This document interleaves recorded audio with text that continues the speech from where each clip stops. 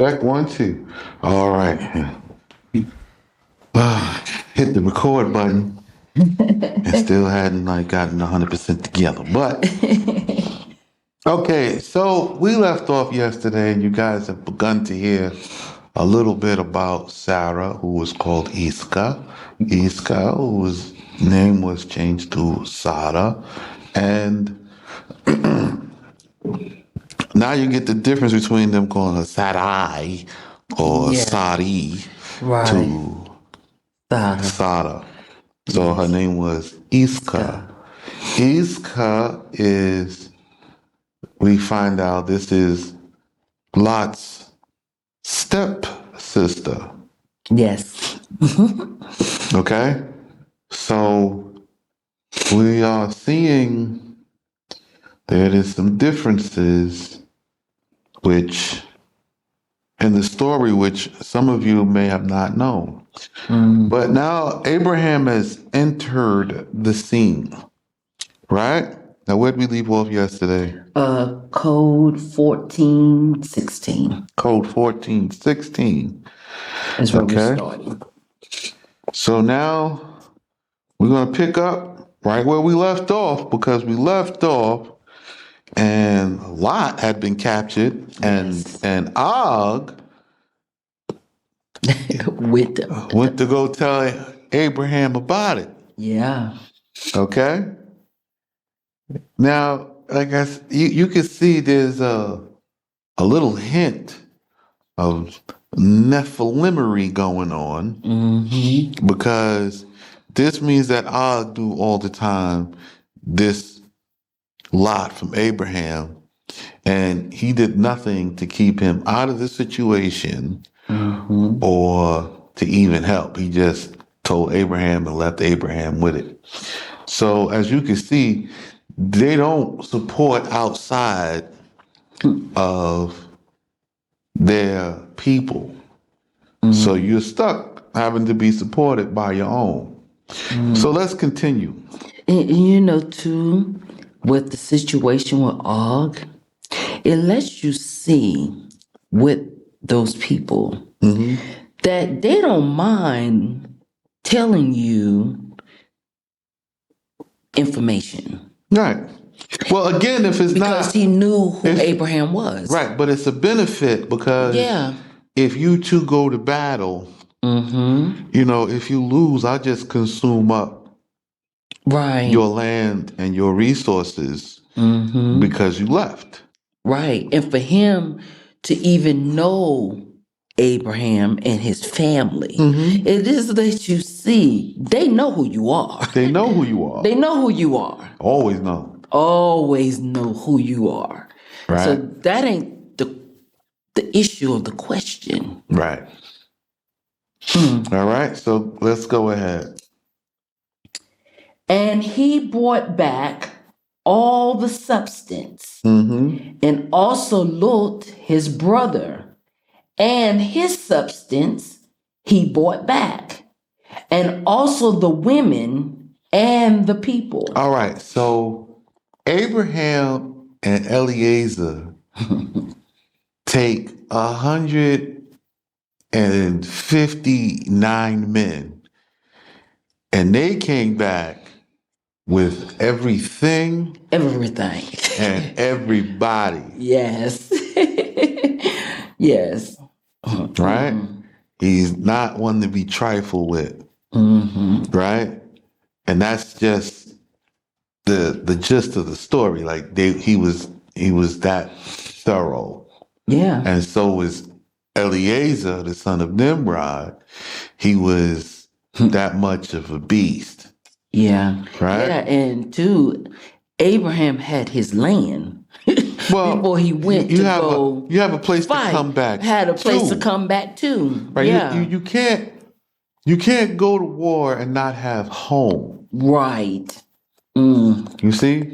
You got to have a home to come back to. So when Abraham and Lot make this agreement, Lot takes this side, Abraham takes this side. Abraham is, first of all, that's my family. Yes. Don't touch them. Then Abraham gets them back and puts them right back where he left them. Yep, sure did. So we're going to take a look. We're going to see how this plays out. And the king of Sodom come forth.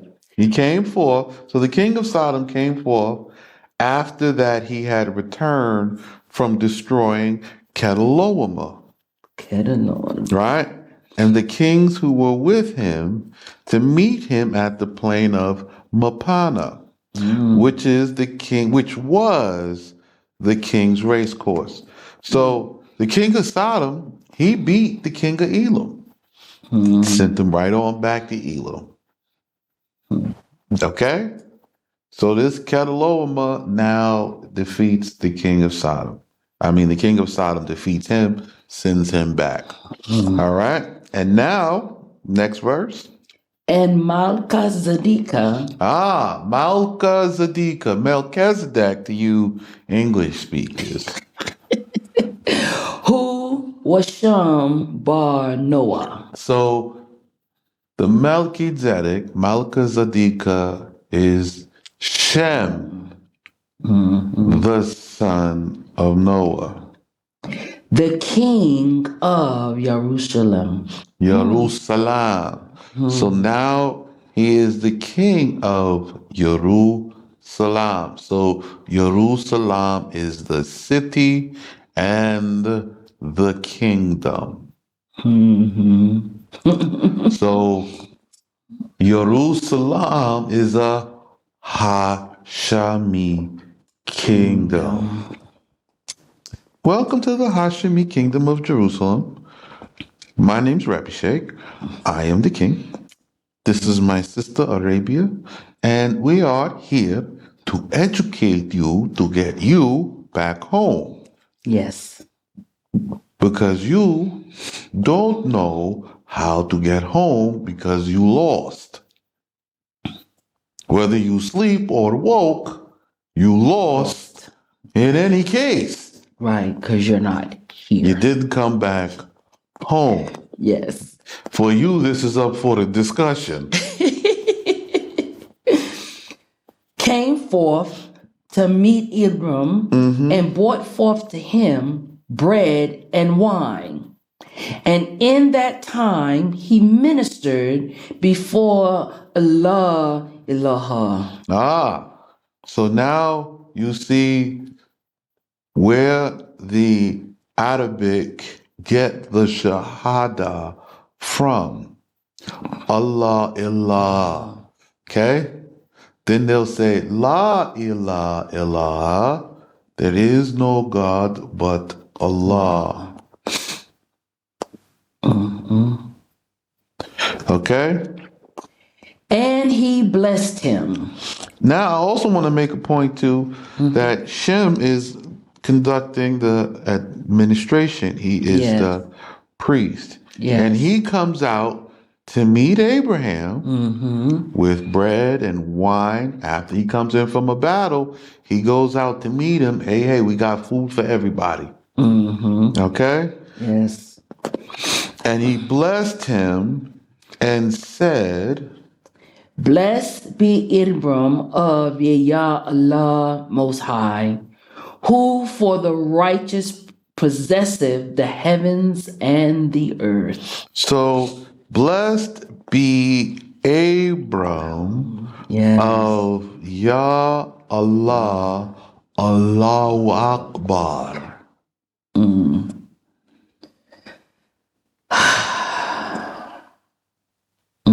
Ya Allah, Allahu Akbar, the Most High, the Greatest, who for the righteousness possesses the heavens and the earth. So the Most High, the Greatest, who owns heaven and earth. Blessed be Allah, Ilah, the one God, who hath made thine enemies as a shield which receives a blow. And And he gave to him one of 10 of all which he brought back. So Moses gives Sham a tithe. Abraham. Yes. He gives Sham a tithe. Okay? Of all that he brought back, he gave him 10%. Why? 1/10 goes to the priesthood. There's still 2 more tenths that have to be given out, but they are given out differently. Right. All right? Continue. And the king of Sodom said to Amram, give me the souls of the men of my people whom thou hast brought back, and the substance take to thyself. And Abram said to the king of Sodom. Okay, so the king of Sodom says, give me back the people who came from my land. Right? Right. But of the money, you can keep. He recognizes the wealth of the lives of the people. He wants his people back. He needs to strengthen up his kingdom again. And he says, as a reward for your service, as if Abraham working for him, you keep the money from the spoil of your war. You won, keep that for yourself, but my people return. And let's take a look at what Abraham said. I have uplifted my hands in an oath before Yahweh Allah, the Most High, Allahu Akbar, who for the just possesseth his possession of the heavens and the earth.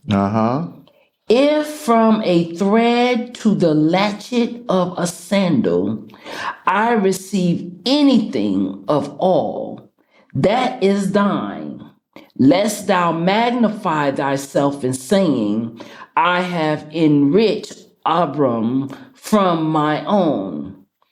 So now Abraham wants to iron out the king of Sodom. So he tells him, listen, if I have taken anything from you, from something as small as your shoelace, right? I have not, lest you magnify yourself in saying, I have blessed or enriched Abram from what is mine. Right? He's saying, listen, where you coming from with this, bruh? Right. I'm not taking anything from you, not even a shoelace, that you should say you have given me or blessed me with something. Have I not, this is the next verse, have I not power over all the spoil? Give me back my people. Wait a minute. I went to go get my people, and have I not the power over the spoil? This is war between kings. That's and right. I won and took back my people. You didn't care nothing about these. Right. Apart from what the young men have eaten, and the portion of the men who went with me, Adner, Eshcol, and Mamre, they also receiving their portion. Okay. After these words, when the king had gathered together and had fallen before Abram, and 4 kings had been slain, and 9. Whoa. So between these verses, Yes, sir. there is the entirety of an escalation that is not mentioned. So obviously, Abraham gives Sodom nothing. I'm not taking nothing from you, And I'm not. and I'm not giving you nothing. And with this king saying this about giving back his people, the people, Lot, all of them, was there so long he thought they belonged to him. Again, he's not. Remember, he went to go get Lot. Right. These my people. Who are you Right. to tell me give you back these men for what? Right. No. You mistaken about what's happening here. Yeah. You not get nothing from me. I give you nothing. Right? Right? And he gave to the men with him their portion. Right? So this is Anna and Eshcol, right? And the rest of the people at Mamre, and they got their portion of the spoils of war by what? There is a lawful division of what we do with the spoils of war. Yes. As specified in the law. It's divided 50% and 50%, and 50% goes to the men and that fought, and 50% to the people, and then there is a tithe taken from them, and it is distributed accordingly. So this custom of how you divide war spoil come from Abraham. Yes. So whether you sit home or you go out, everybody will benefit from this. Continue. And 4 kings had been slain. So 4 kings had been slain. So they went up to make war with Abraham. Right? They went out to make war. Who is this that come to make war with him? Right? So 4 kings end up slain. So we're going to see what this is.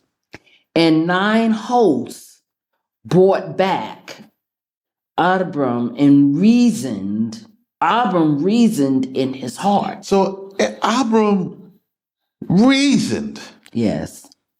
This is what has always been missing. Yes, it has.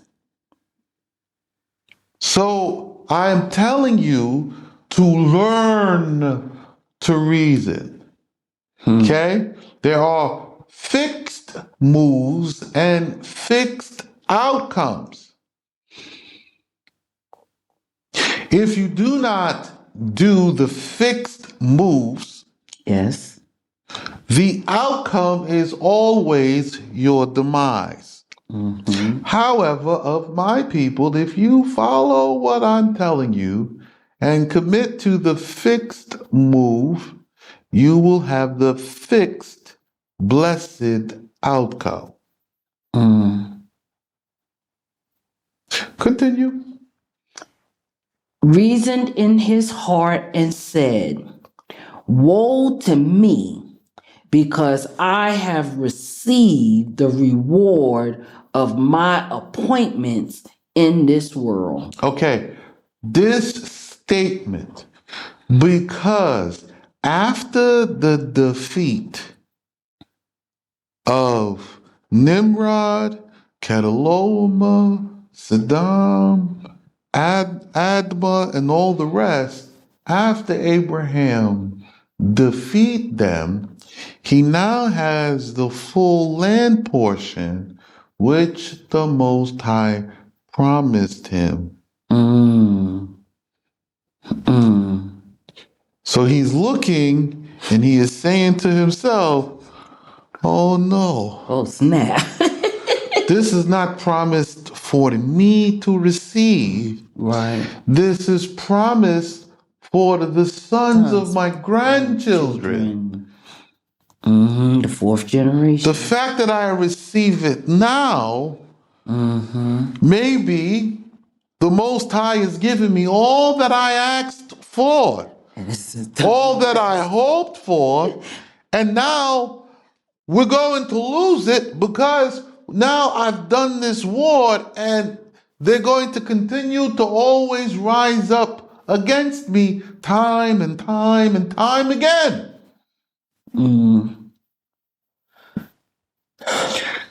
Let's see what. And have no portion in the world to come, or peradventure, Or peradventure, the brethren and friends of those who have been slain, will combine in legions they're going to combine together and come against and me. come against me. See? This is reasoning. If I come and I go to get my people and I make war against those people and I slaughter them with a great slaughter and scatter them, there is a bitterness. They will reassemble at some time in the future and come back. And now I had to do this to Sodom, and he had 5 brothers, and now they want to come back. Because who was Abraham living with in the valley of Mamre? He is living with the Canaanite. And the Canaanite have been working hand to hand with Og, and Og want conflict between them so he can seize the land. You see?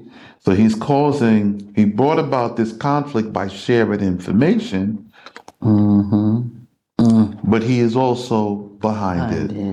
Continue. Planning. Or that at that time there was found with me the reward of a little righteousness. So that they fell before me. So he's saying the reward. He says, maybe when I went out to war, maybe there was some small righteousness that was with me to overcome them. Yeah, right.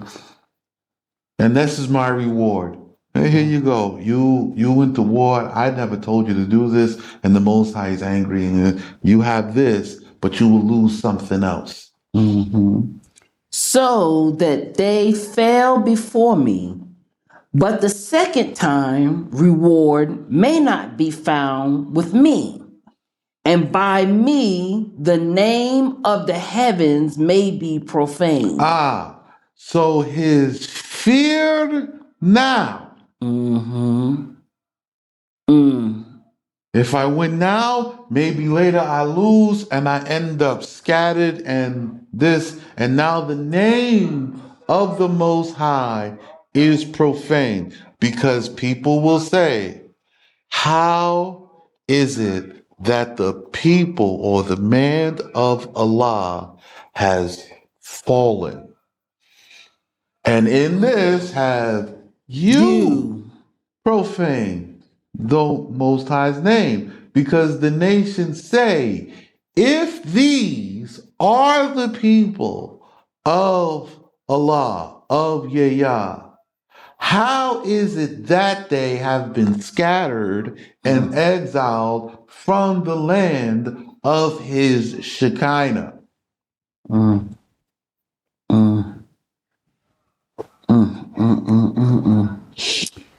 Continue. Thereupon was the word Pitgama. Pitgama. So this word is the first word and getting the understanding of the memra, of the covenant.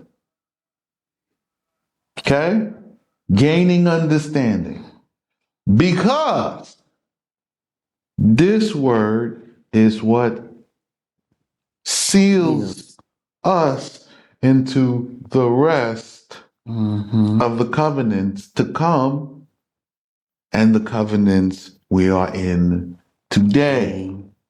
So to come from Abraham's time and today, how we are able to reestablish ourselves yet again.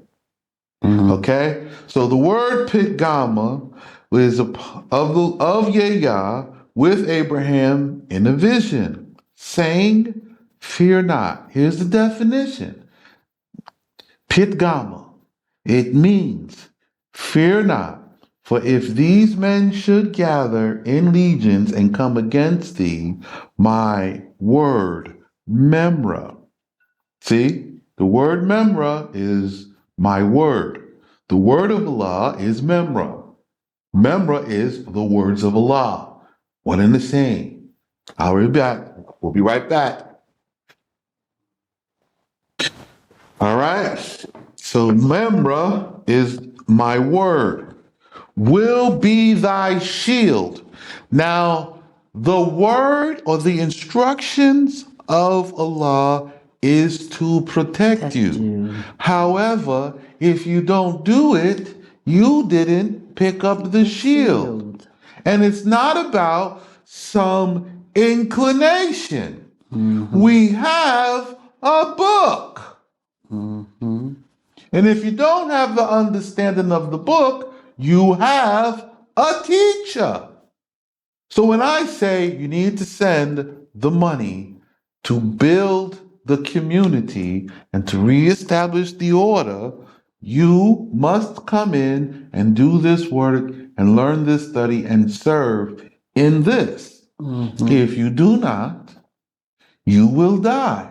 And it doesn't matter who you are, where you are, how great your security is, or what nation and how strong you believe them to be, all of them are coming down. With you in it. There will be no salvation for you or them. You know, Robert Sheikh, this should be the time I must say this. When it comes to a teacher, just can't be anybody. You can't just be somebody that just read the book. No.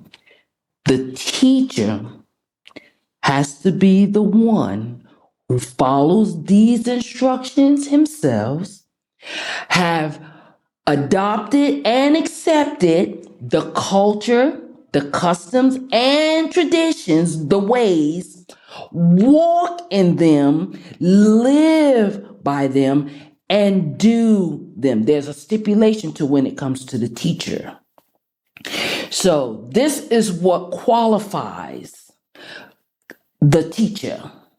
And you hear me say the teacher. There's only one that Yah has given this instruction to, and the understanding, and has showed him the way, and he has experienced it, and he has walked it, as well as the person has to complete a 7 years of cleansing before he can even attempt to teach it. See, I'm not qualified to teach it. I'm not. I have to go through my 7 years of cleansing. I may share, but I cannot teach this. I'm just now in my first year. I'm in my first year. The 2 years I've been here has been 0. I'm now in my first year of cleansing. I am taking upon the customs and traditions to live by them. So there is a process to it. And you have to have someone teaching you this the right way, not based off their feelings, but because this is the way to be and to do. Like our father Abraham, like Shem, because it goes back to Shem. Yeah. So my word, Memra, my word, the Memra, will be thy shield. And also, So yes. the instructions that I'm telling you, so all of the refraining from fornication and adultery, and even the killing of fornicators and adulterers. Right? All of the law, every iota, all of it is designed to protect you from what? The ill desired, the not desired outcomes. It protects you from death. It protects you from your enemies, not by reading and talking about it. It's the doing, the walking in, the changing of you, changing your ways, your customs, your traditions, getting rid of everything that you know to take up this, to become of a former generation. You see? So the same way Abraham had to skip all the way back to Noah, you have to follow me so I can get you to skip all the way back to Abraham. Yeah, because what a lot of people don't know, Abraham went 40 years in teaching, learning the law. 40. See, they don't tell you about this part. You just know, oh, be blessed or be cursed. No, he spent 40 years learning the law under Noah and Shem. So if Abraham had to do it, and Moses, 49 years? Okay. And then our ancestor and Will went 40 years. What makes you think you ain't supposed to do no 40 years? No. Yeah, I don't change. You think it's going to be 40 minutes. Don't worry. Don't worry. I'm not the one to burst your bubble. You keep that idea and you test it. No, you're just the devil that they I know pray about. I am the devil you pray about. Think about it this way. I'm going to tell you this, right? So if the enemy of the righteous people, right, is the Satan and all the nations under the Satan's influence. Who is the Satan? The righteous people. Satan is just adversary. Right. So the adversary of evil is righteousness. And the adversary of righteousness is evil. I know I am the Satan you pray about. Every day I get on here and I throw big stones at your hopes and your dreams Imagination. and your imaginations. Beliefs, hopes. I know. I do this to you consistently to make you have to change your culture because you think there's nothing wrong with this. Well, what about this part? This is good. Surely it's good. No, you'll see. It will all come down. You can have none of that and some of this. You either have all of this or all of that. And every day that you don't give, you don't come, you don't obey, you are choosing all of that. Even your silence, you are not accepting of this. So we will see, because it requires obedience. Yes. The reward of thy good works shall be kept and be prepared before me in the world to come, great exceedingly. So now the Most High says, the reward for your good works I am keeping for the generation to come, the world to come. I'm going to keep it. It will not be remitted. You are not even doing this for yourself.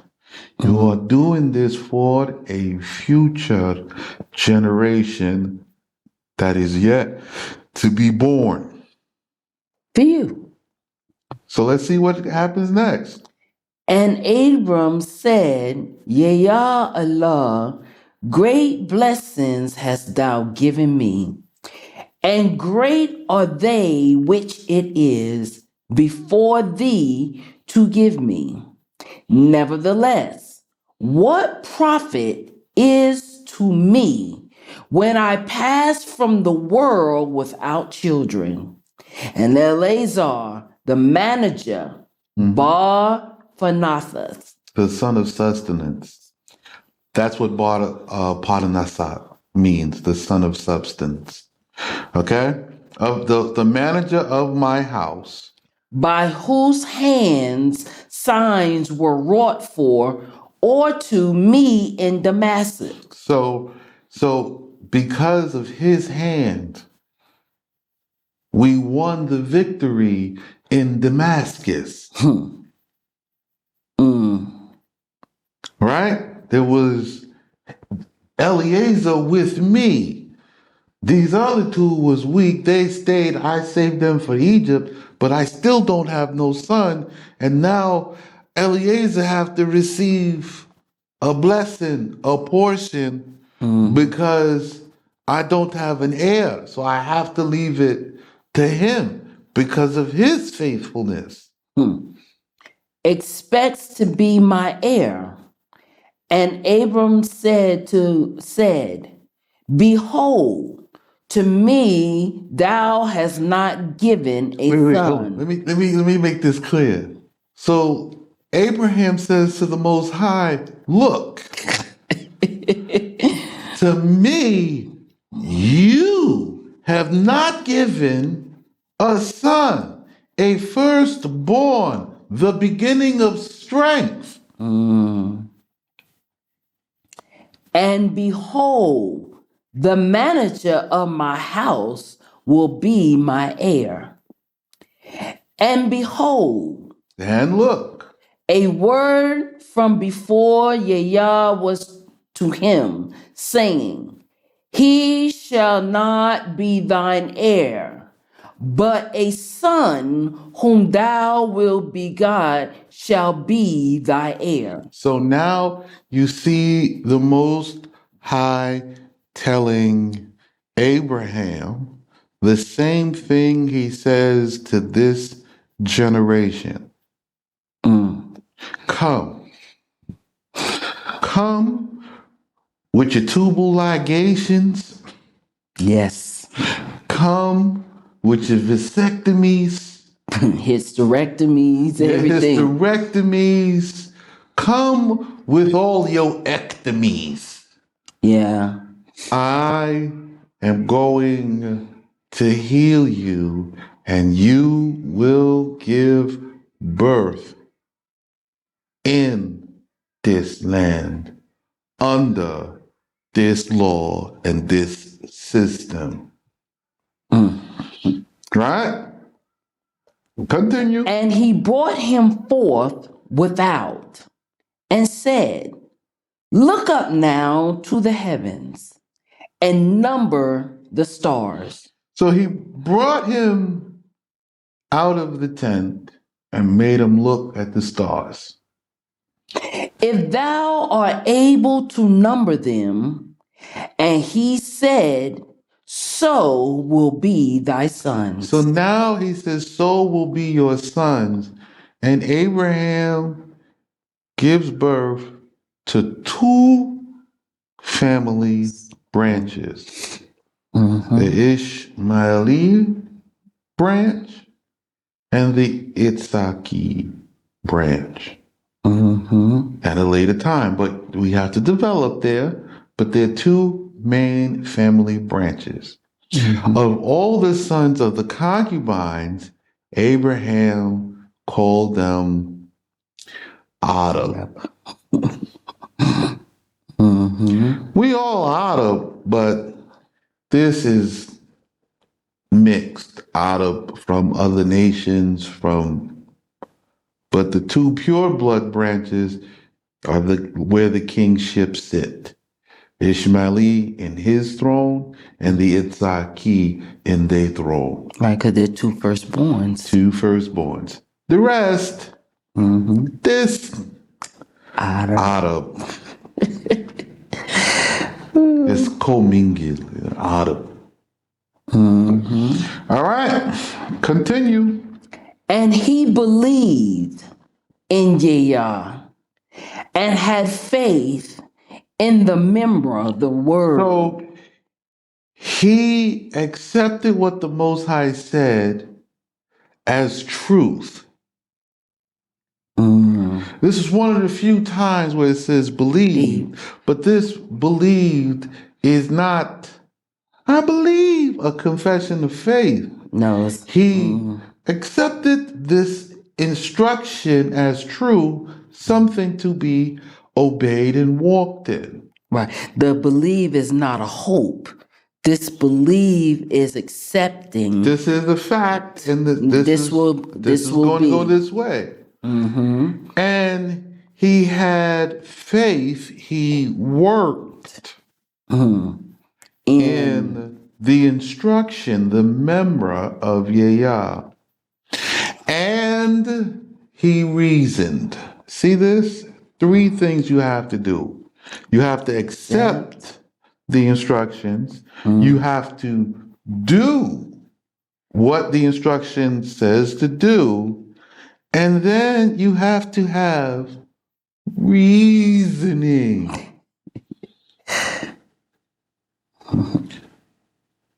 Reasoning is not thinking. You understand? Yes, sir. Reasoning is not thinking. Everybody can think. Reasoning is, the forced moves and the outcomes of those moves. So when you read the law, which we did first, yes, the forced moves. If this, then this. Yes. If a man get caught stealing, he must pay back this. Right. You see? Right. If a woman does this, she is entitled to receive these things. You have to know the forced moves. That's what reading the law is. The ifs are when. When you see this, you have to do these things. If you don't, then there's another forced move. There is the forced move of obedience and the forced move of disobedience or inaction. Okay? Now, to understand how to play the game, there is a culture. The culture is the field on which the game is played. It helps you make the moves, right? Nobody plays football on a basketball court. Okay? Right. They don't play American football on a basketball court. Right. Football is played in a field. Soccer field. It's played in a field. Right? Right. Nobody plays basketball on a tennis court. Right. Or tennis on a basketball court. Right. Okay? The field is the culture. It is the place where the game is played. So the law is the rules. You have to play it at the designated place and make the designated moves to ascertain certain victory. Right. It is like chess, except for the Most High is the super greatest grandmaster of all time, undefeated. Yes. And he is telling you the moves to play to guarantee your victory. But if you will not come to learn, listen, and obey, there is no way for you to implement this any place else. All right. So he parlayed not with words, right? And I skipped over a part. So, and he reckoned it to him for righteousness. He reasoned with Abraham that this to Abraham, Liziku, this righteousness, because he parlayed not before him with words. Meaning, after he received the instructions of what to do, Abraham was silent and he went to go and do what was necessary to make this son. That's right. Right? Hey, Sarah, let's go. Come on in this tent. Oh, no. I got a promise. We going to get this together around here. You see? And so he believed, he went to work, and what he was promised, he's promised in there. Eliezer, listen, you will not be my heir. This woman giving birth. When? I don't know, but we're going to keep going until we get it.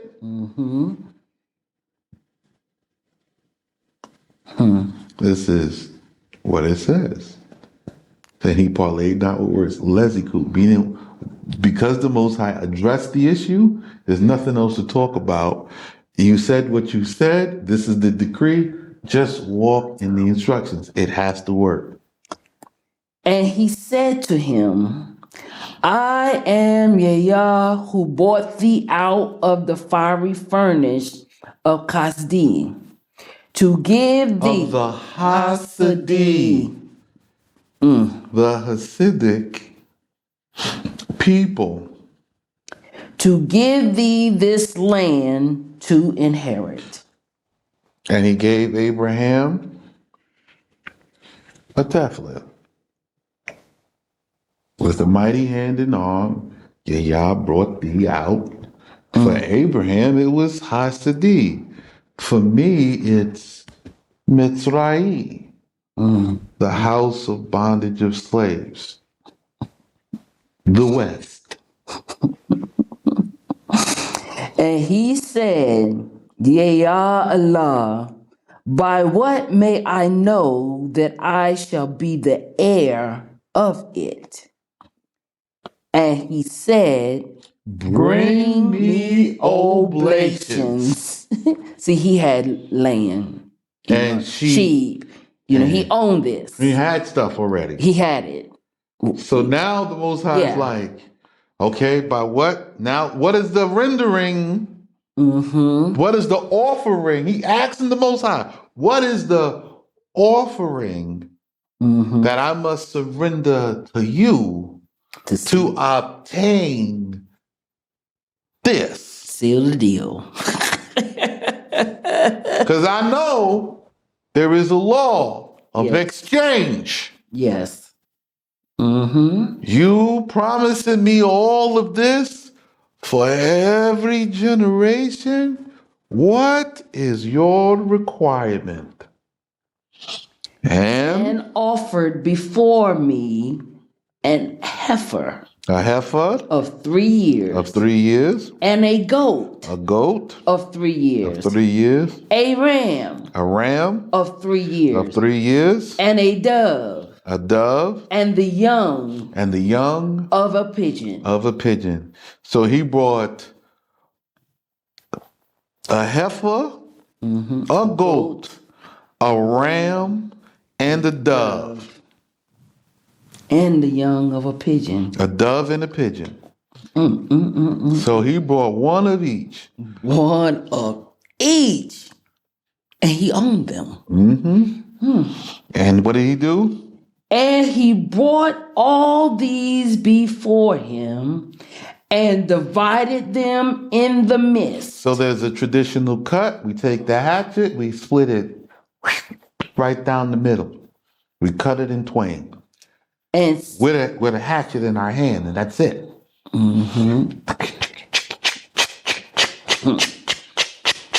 Right in half.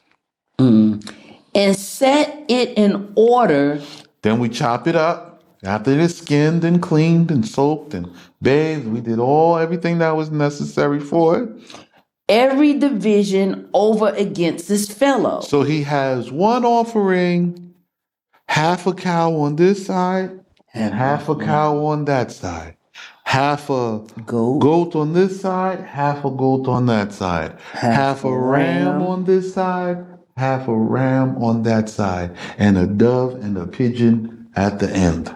But the fowl he divided not. So the whole dove on one side, the whole pigeon on the other side.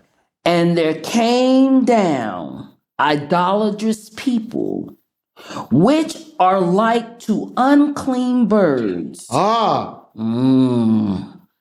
he making a sacrifice, and these are idolatrous people. They not birds, but they like unclean birds. And they want to come and they want to taste. Yeah, because he's cooking. Abraham, you making all this food? Surely we are hungry. We want to eat. Abraham is getting ready to light them a new one. We'll be right back. All right. Oh, so Abraham about to light them a new one. So they came down here. What they come down here to do? Let's read. To steal away the sacrifices of Israel. So the sacrifices are for us in this generation.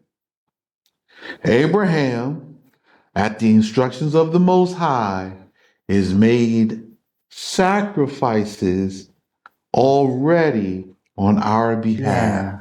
Yeah. Why? The Most High knows you're coming back empty-handed, and you will take time before you can implement your own. So Abraham has to cover us for the meantime. Right. The meantime in between time. But the righteousness of Abram was a shield over them. So now Abraham's action is a shield over the children, the blood sons of Israel, to protect them. This sacrifice is for them on their behalf. You're not going to partake of it, you idolatrous people. You can't get in on the covenant by committing sin with Abraham's children. You have a portion in the law. However, Abraham's blessing and his covenant for the children to come back and obtain the land is going to play out. You cannot have his land. It will always be all of his children upon it, with whoever else the Most High has said to share it with in the capacity he says to share it. The end. Period. Continue. And when the sun was nearing to set, a deep sleep was thrown upon Abram. And behold, 4 kingdoms arose to enslave his children. All right, so now we're getting to the revelation of what Abraham has given the sacrifice for. So now he's telling Abraham, these 4 terrible kingdoms are coming to enslave your children. All of these kingdoms are from Japhet and the Agim, the sons, the people of Og, the Nephilim. All of them. And you say to me, what are you talking about? What about, no, you don't understand. Everything that is being dealt with from this point forward, as far as the dealing of Nimrod, the dealing of Egypt, Mitzrayim, and any others that came from the first kingdom reign under the house of Ham, they dealt with. We are now dealing with the Great Tower of Babel from the house of Japhet. And you're going to see that right now. So let's take a look. Okay. Terah, which is Babel. Terah. So there will be a return of Babel, Nebuchadnezzar. But this time, it's not under Ham. It's the same people from the same place, but now Japhet Babel. Right? It's Japhet, and he's mixed in with Og the Nephilim.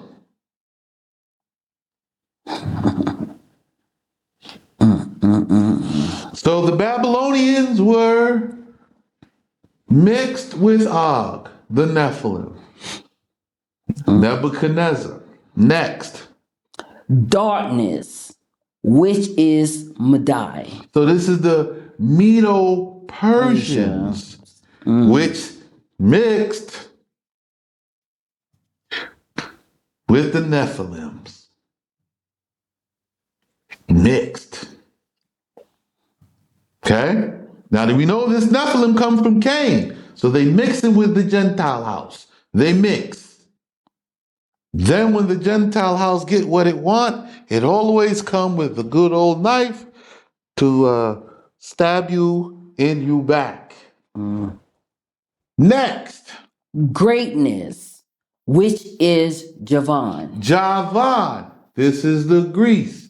And they were Yapheti. And they once again mixed with the Nephilim.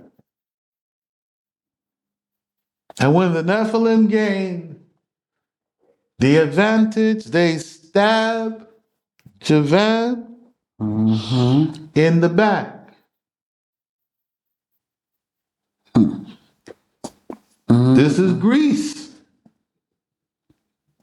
Next. Decline, which is Phares. So now we have decline again. There's a second decline because Babel, they called Nimrod Amraphel because he brought his kingdom into decline. Yep. So now you have Phares, which is also the name of Judah's son who was prophesied to go into captivity by what? The Euphrates, the people from there. Who? The Anglos. Saxon. The Saxons. The heathen. The Kori cave dwellers. The sons of Og again. But what they mixed with? Nephilim. The Nephilim. So they are called Europe today. They move from this region and they go and migrate westward.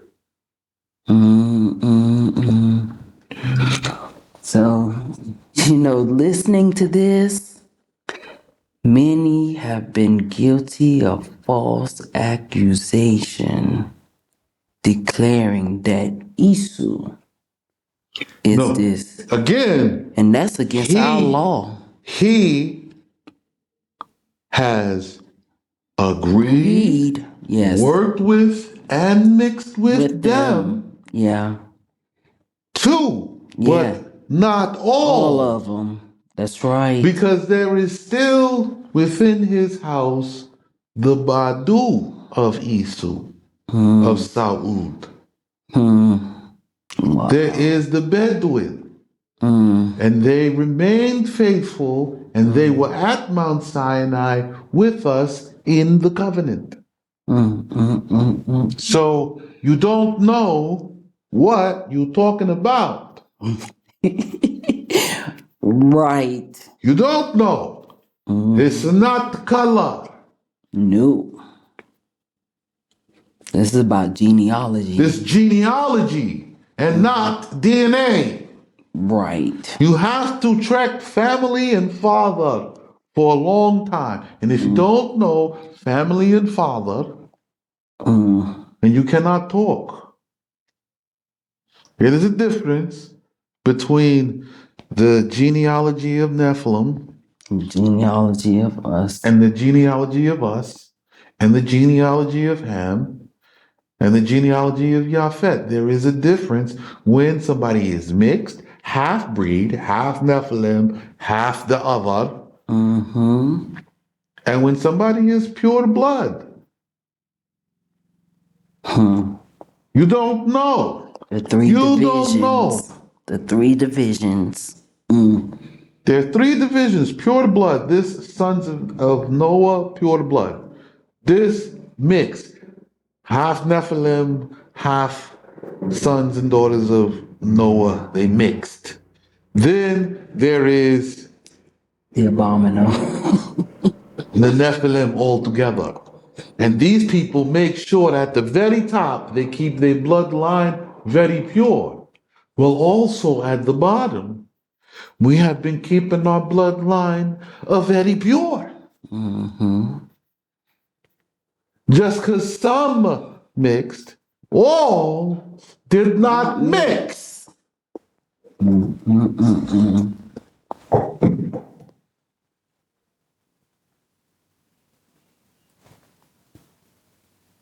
See?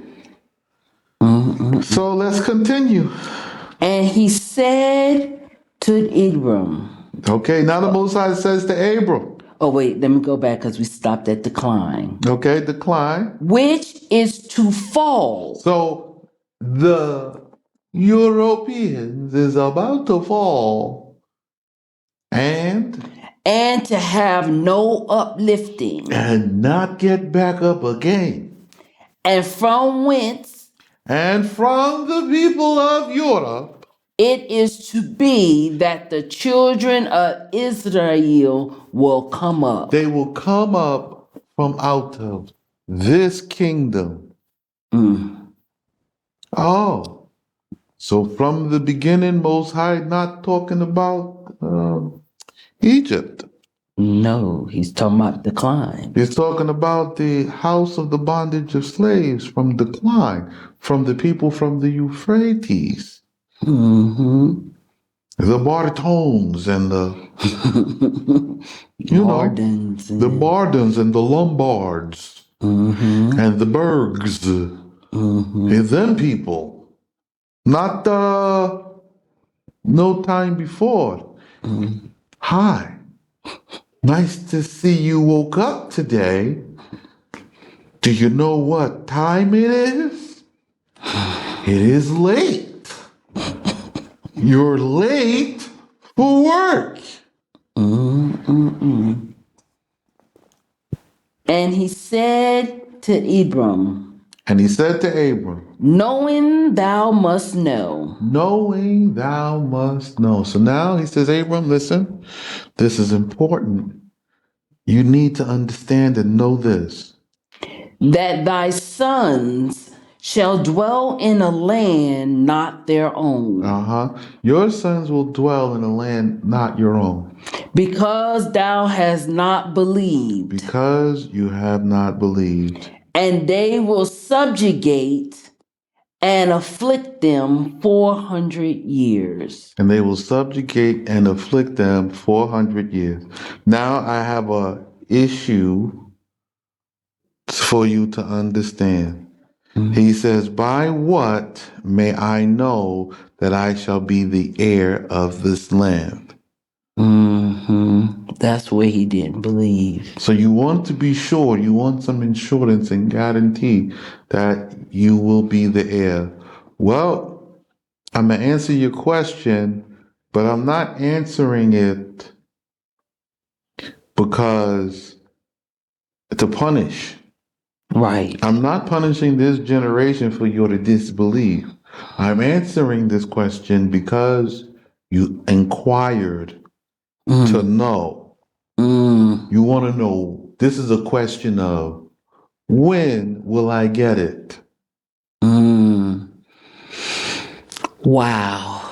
When? When will this be finally obtained forever?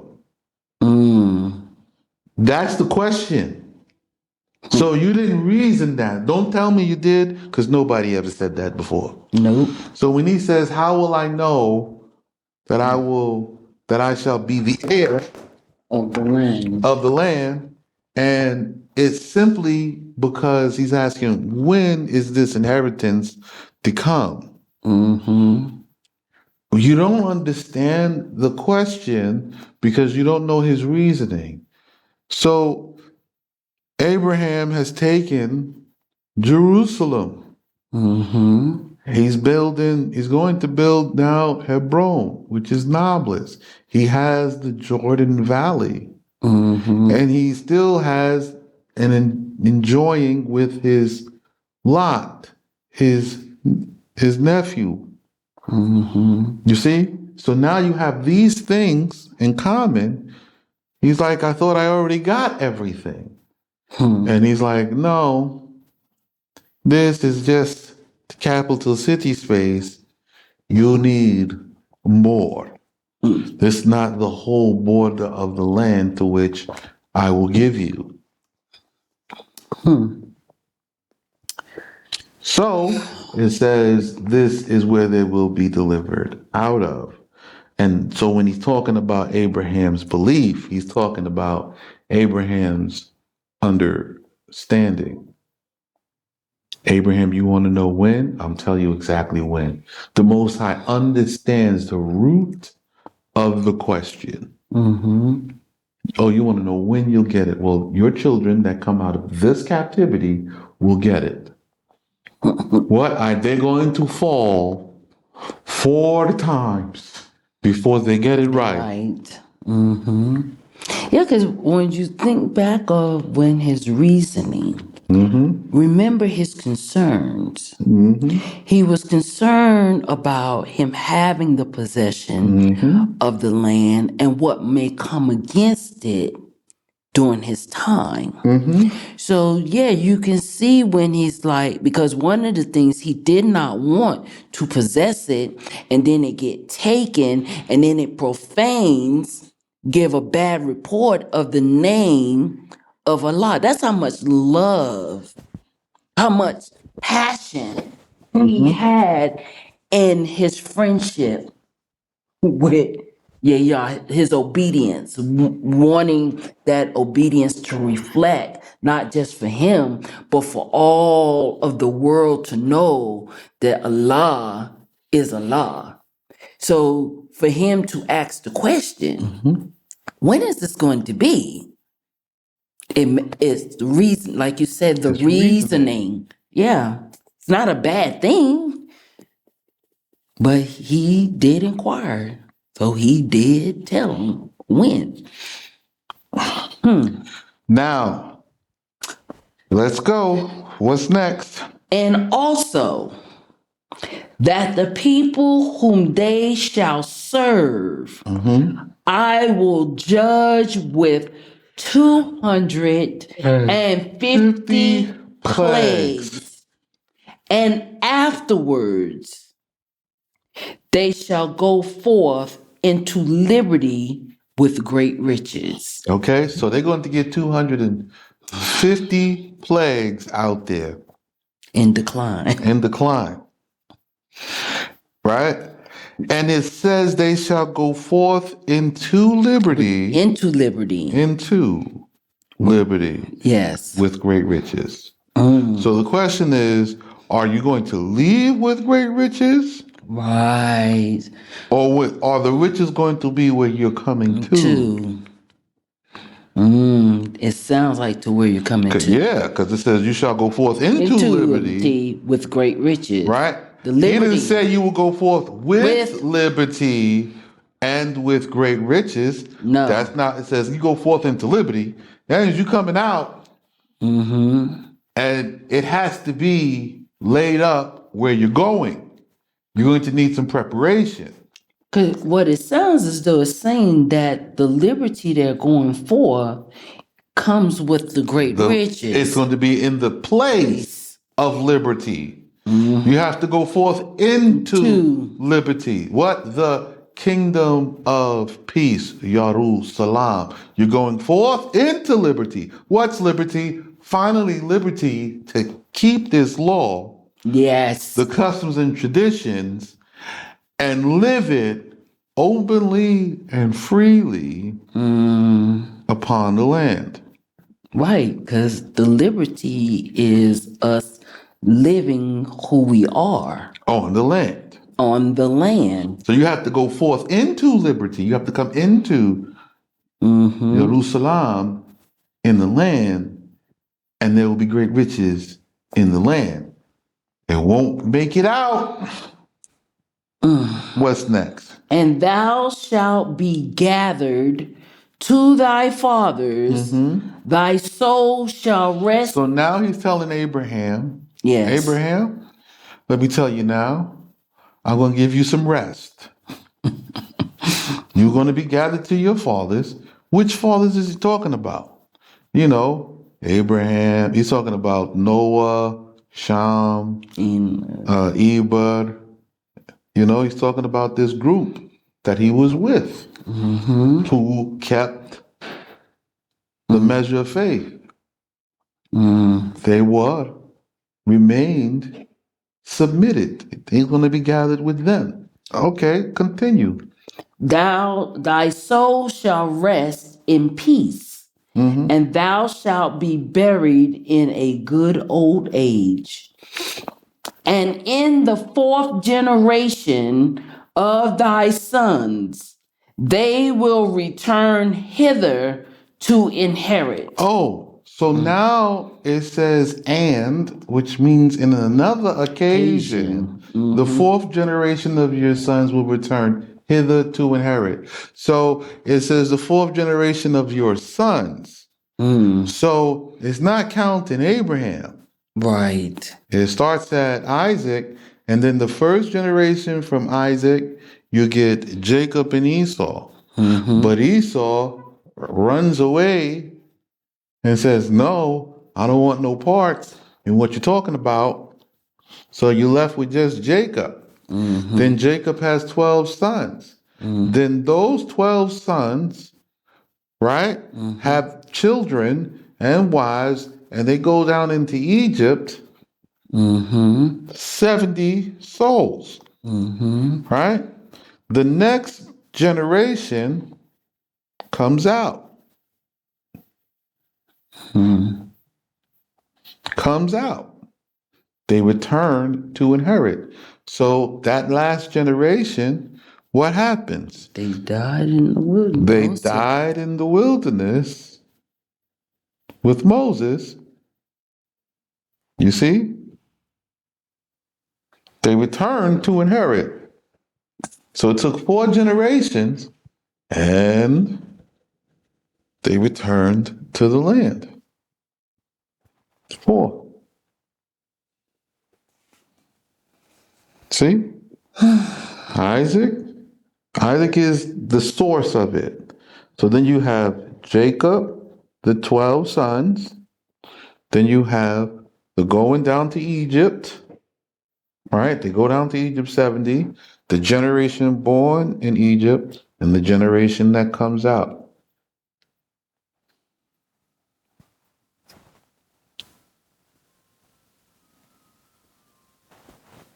Right? You can count that one of two ways. You can say, well, this 12 went into Egypt. This the generation that come out, and then Joshua go into the land, the fourth generation. You can count that one of two ways. And that's because there is so many that died in Egypt because of the killing and the slaughtering and everything else. They weren't living to good old ages. You see? So, but it's 4 generations and they came back. What's next? Because the guilt of the Amorah is not yet complete. Because the guilt of Gomorrah is not yet complete. Who is in Gomorrah or Amorah? Oh, I know. The Nephilim.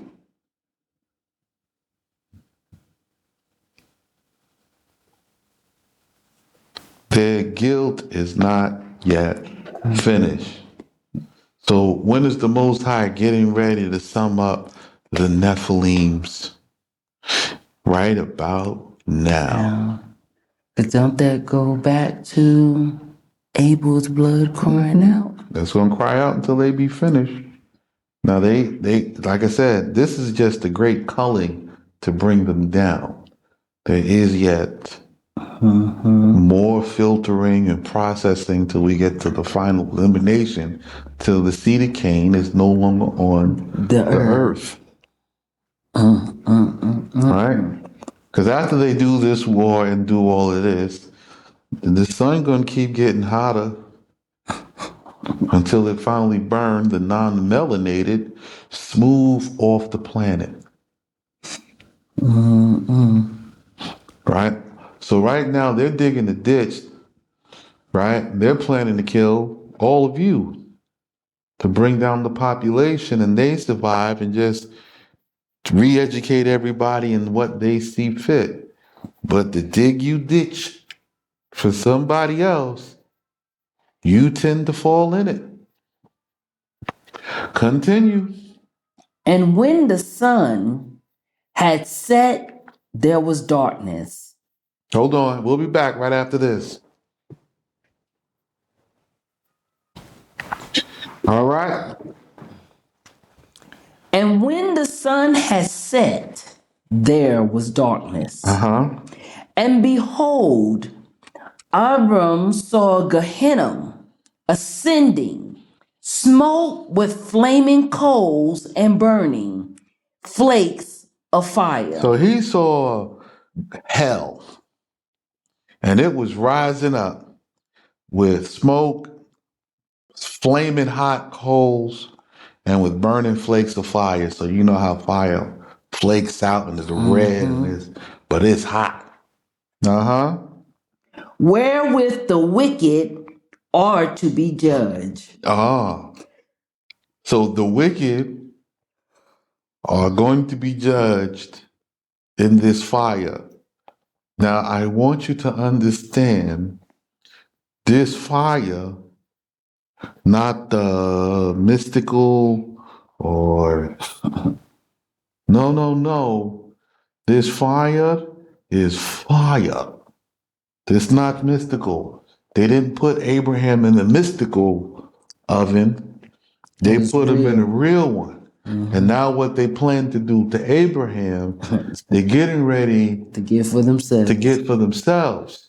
So when I tell you they're going to incinerate these nations, and the whole system is going to come crashing down, and it's going to be a chain reaction, you're in the fire. He calls the land of our captivities where we are scattered to the iron furnace. You guys, this is about to get hot, and you think it's a game. Continue. What's the thing? Make sure I put that down.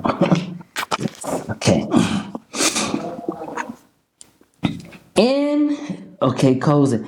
And behold, he passed between those divisions. So now Abraham walks. He takes the way provided between the sacrifices on either side. So there's hell all around, but there is a narrow way of escape.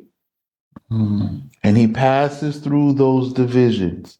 So when you see Abraham and he passes between the sacrifices, this pass is here today. It's your opportunity to enter and walk back to the Abrahamic traditions and customs and accept the sacrifice Abraham has made for you to return. You can reject it. Yeah. Okay. So what happens if you do and what happens if you don't? Let's see. In that day, Yah ordained a covenant with Abram, and he would not judge therein his sons, but would deliver them from the kingdom, saying, to thy sons will I give this land, from Nilos of Mizraim unto the great river, the river Phorat. So unto Pheres, the Euphrates, from the Nile to the Euphrates. The Shamia and the Keniza and Karamona and the Hitti. That's the Houthi And the Pharisee and the Pharisees. and the Jabari. The Jabori, the giants. And the Amore, And the Amori. And the Canaanite. And the Canaanite. And the Girgashi. And the Girgashi. And the Jebusi. And the Jebusi. So it's everyone who was here in the land then and here in the land now. These are all the Ogim and Sam. So when the Most High says that he would not judge therein,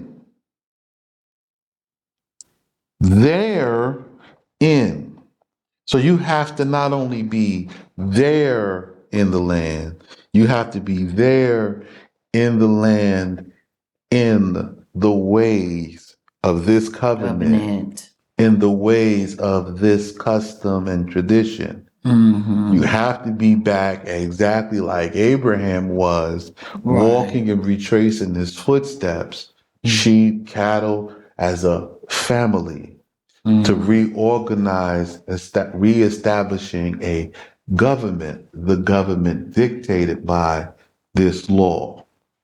Therein.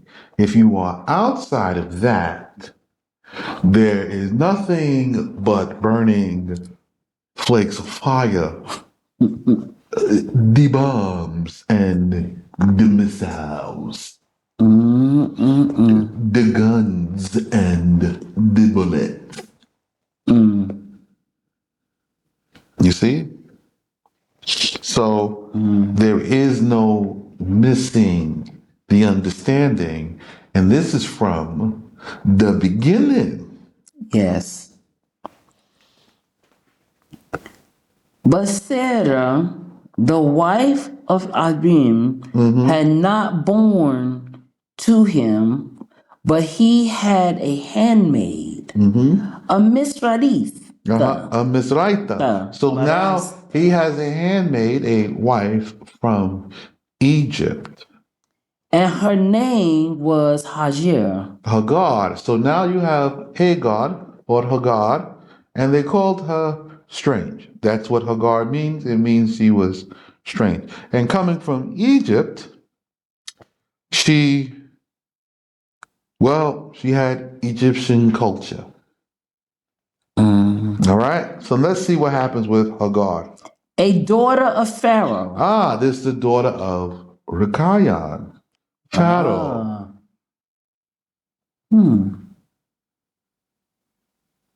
I read about him yesterday.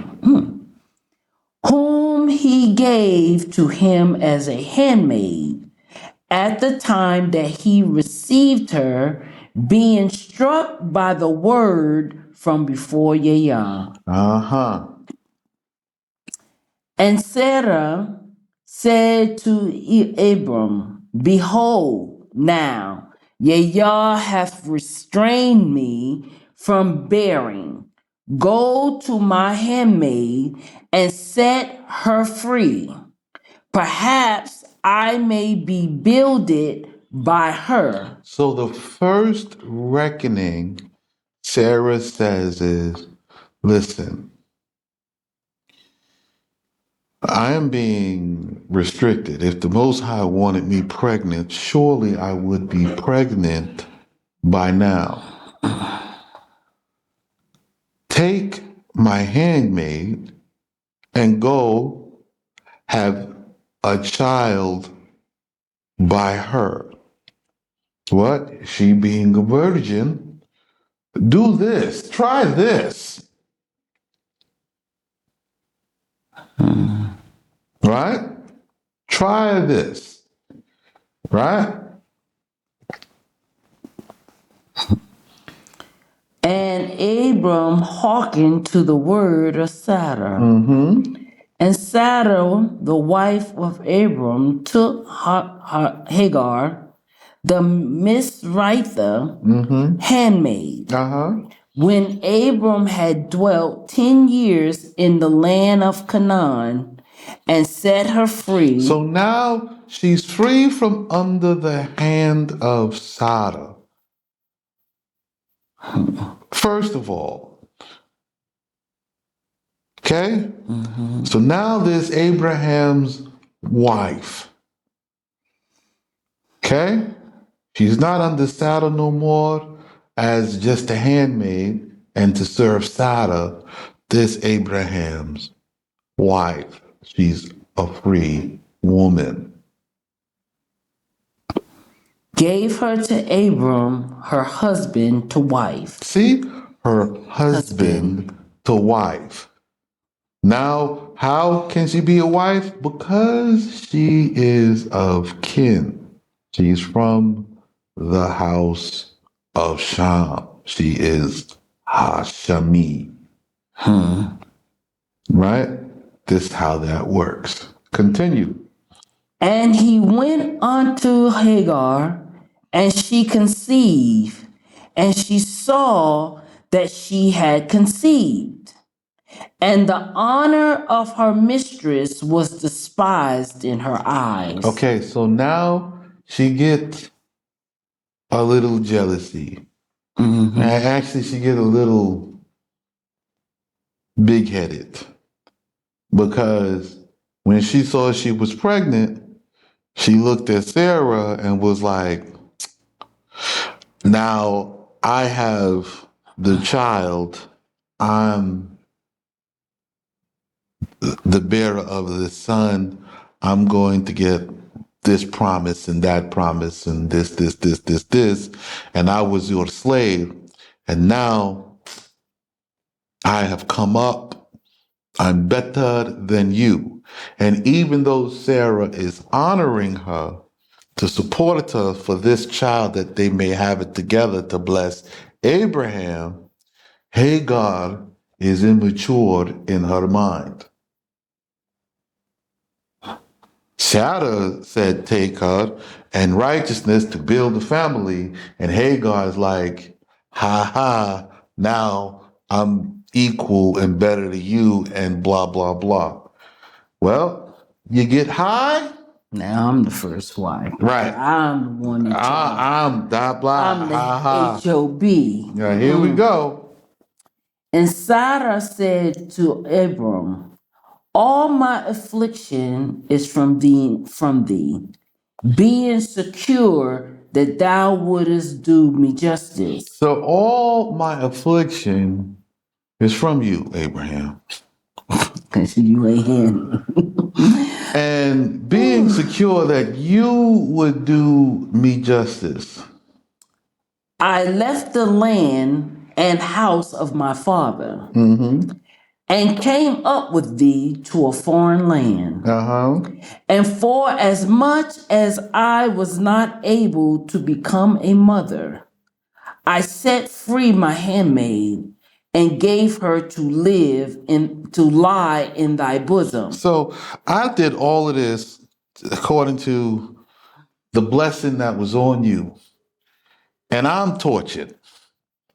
I left my house, I left my land, I left the house of my father.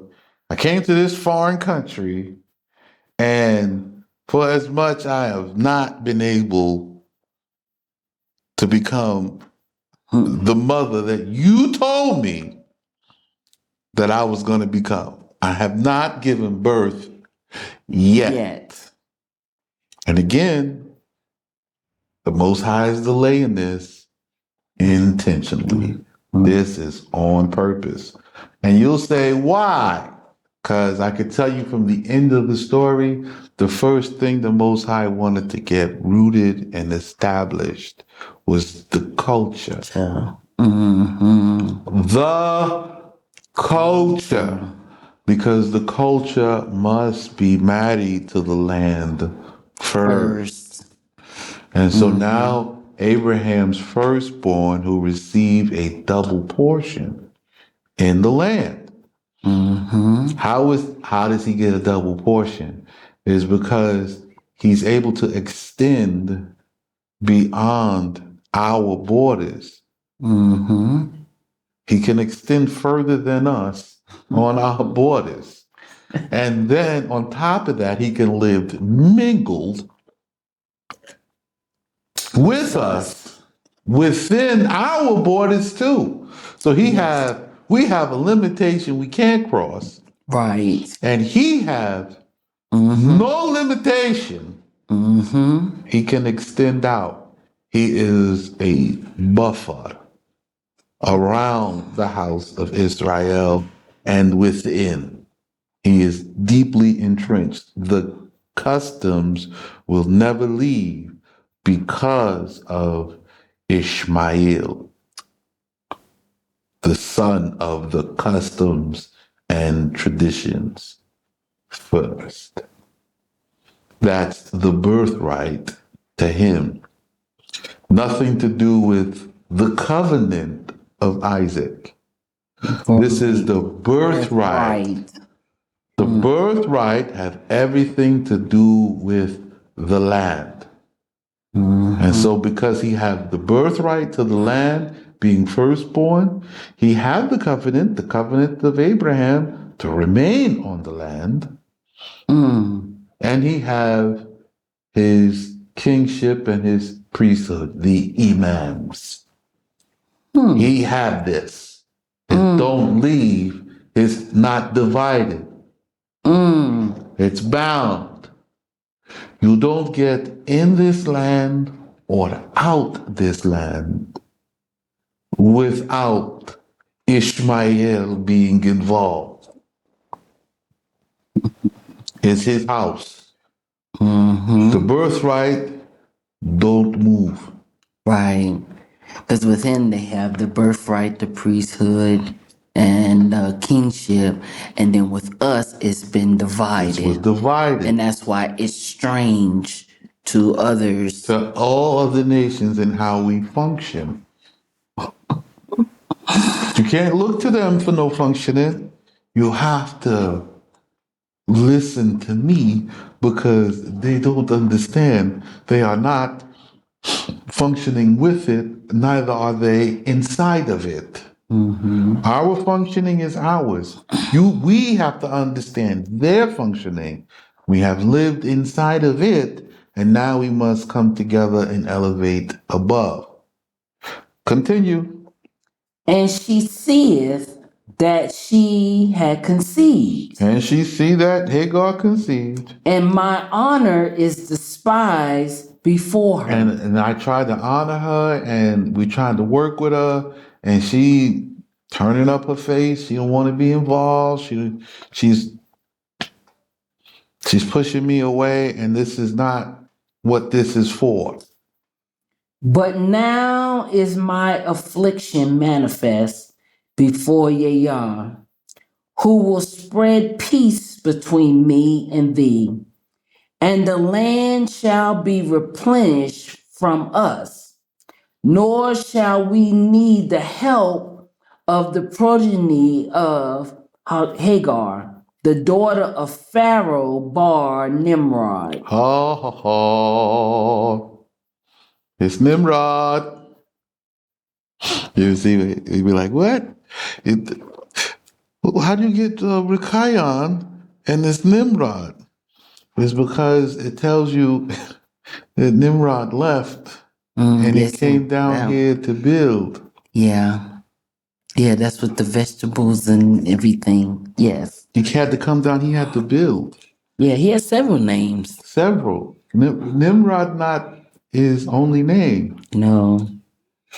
It's not his only one. No, his name Amraphel,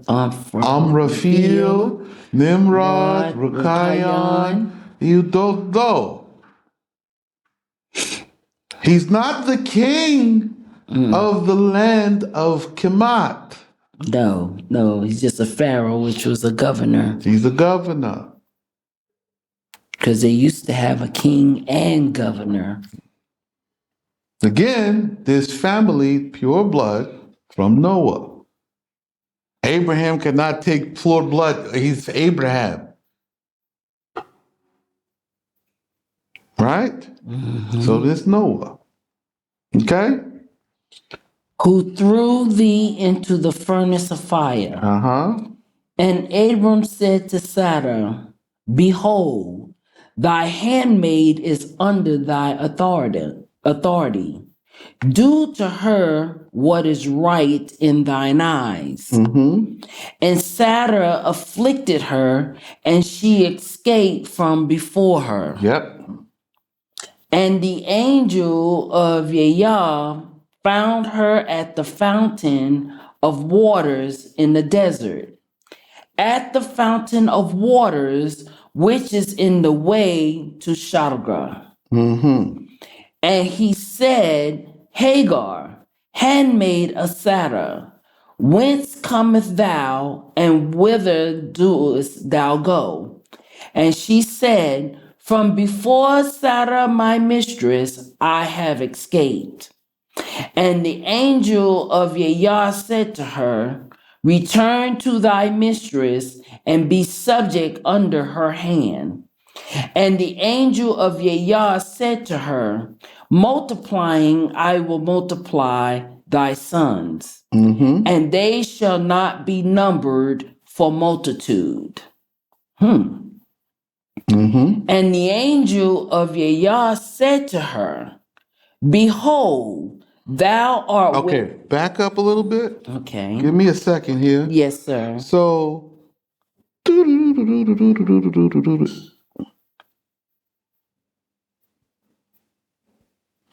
Abraham places Hagar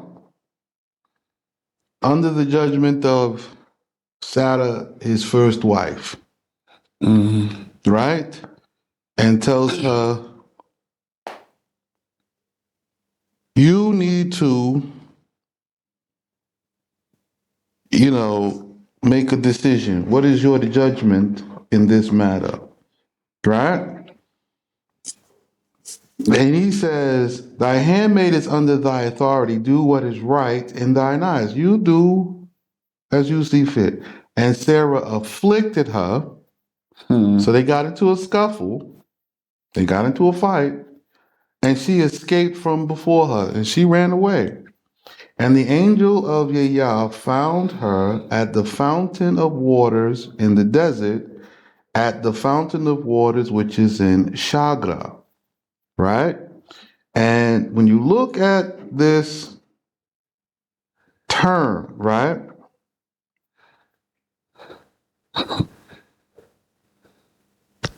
This area, you're looking at this area for the Chagra.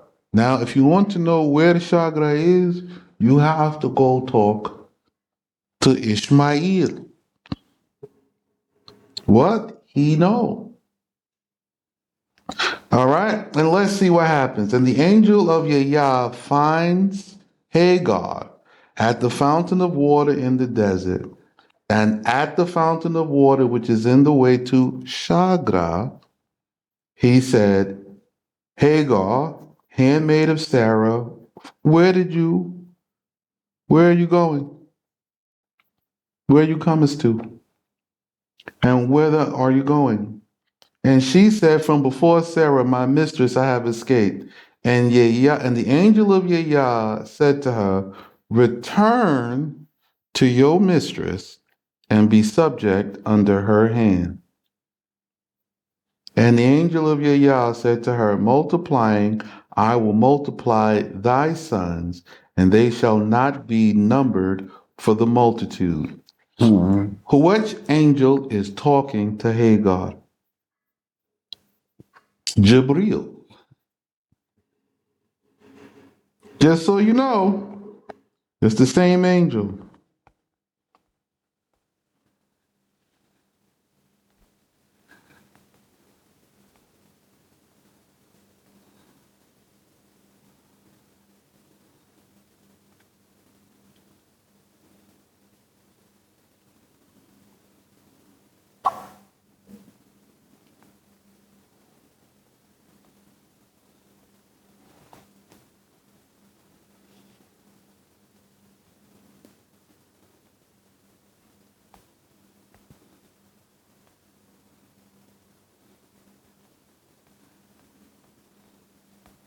So I wanted to find this, and I did, right?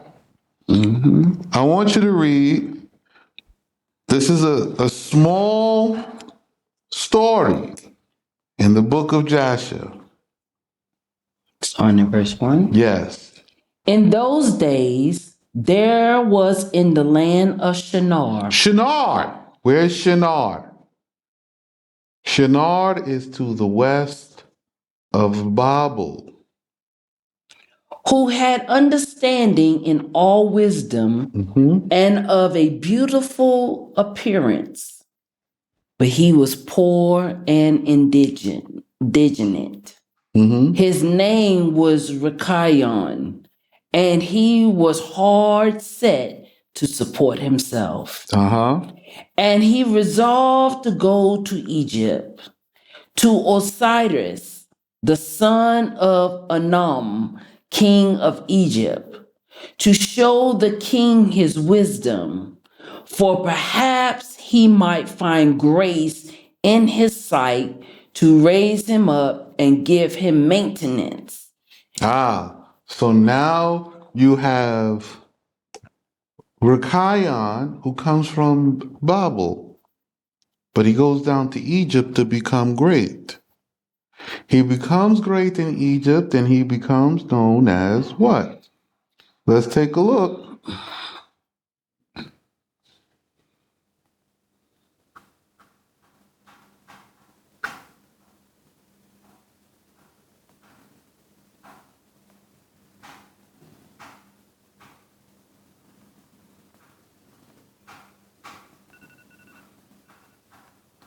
All right, we're coming. We'll be right back.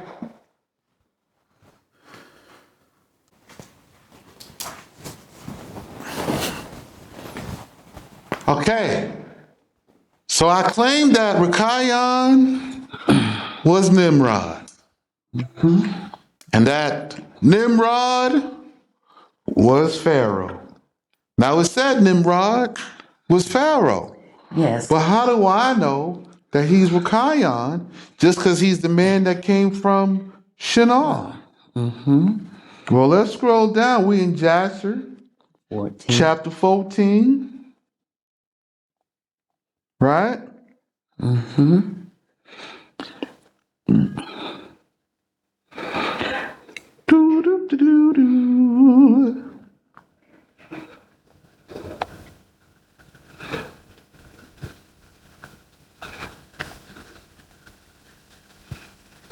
Okay?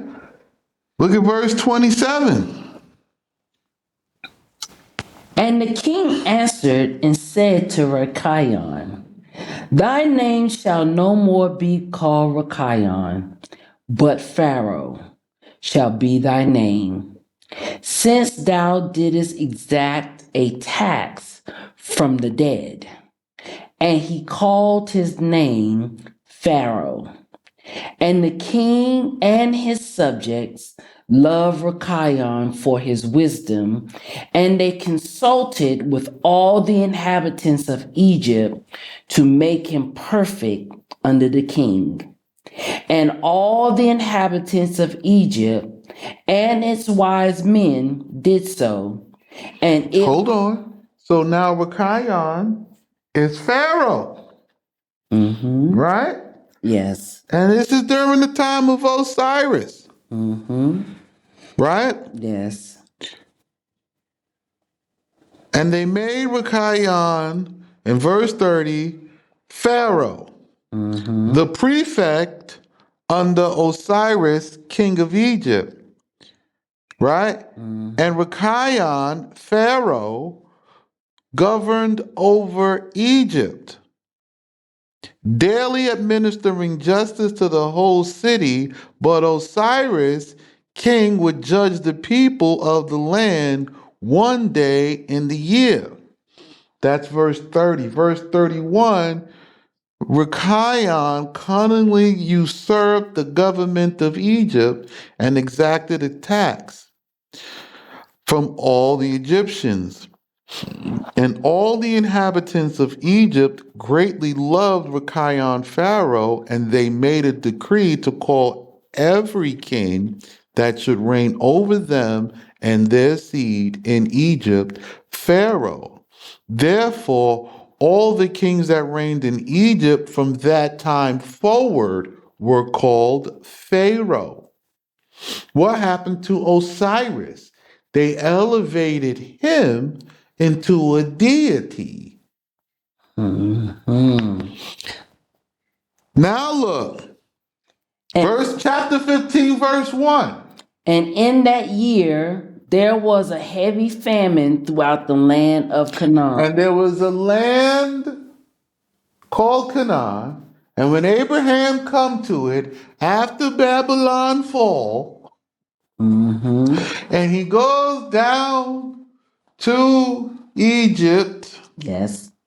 because the land, him, Lot, and his family, and he told his wife to be his sister. Yes.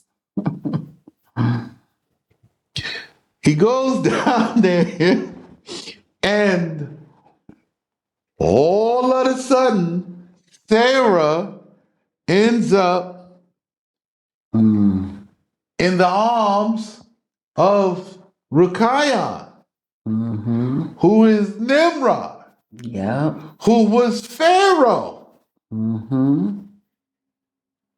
Yeah. So the Most High is afflicting Nimrod, Shemo.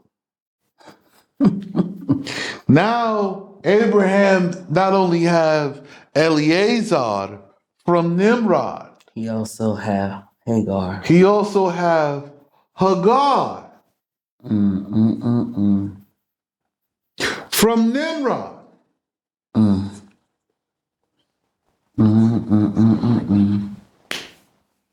That's what I was looking for. I wanted y'all to find it because it says it was Pharaoh, the son of Nimrod. Yes. She was the daughter of Pharaoh of Nimrod. Right? That's what it says. Yes. Who threw thee into the furnace of fire? And Abram said to Sarah, and that's where you get that. Now continue. Because we're gonna keep picking this up, and y'all gonna get this whole story and get some understanding. Because y'all act like y'all don't know where stuff come from, and like the details is all lies, and 10,000 and 150 million, and the Anunnaki.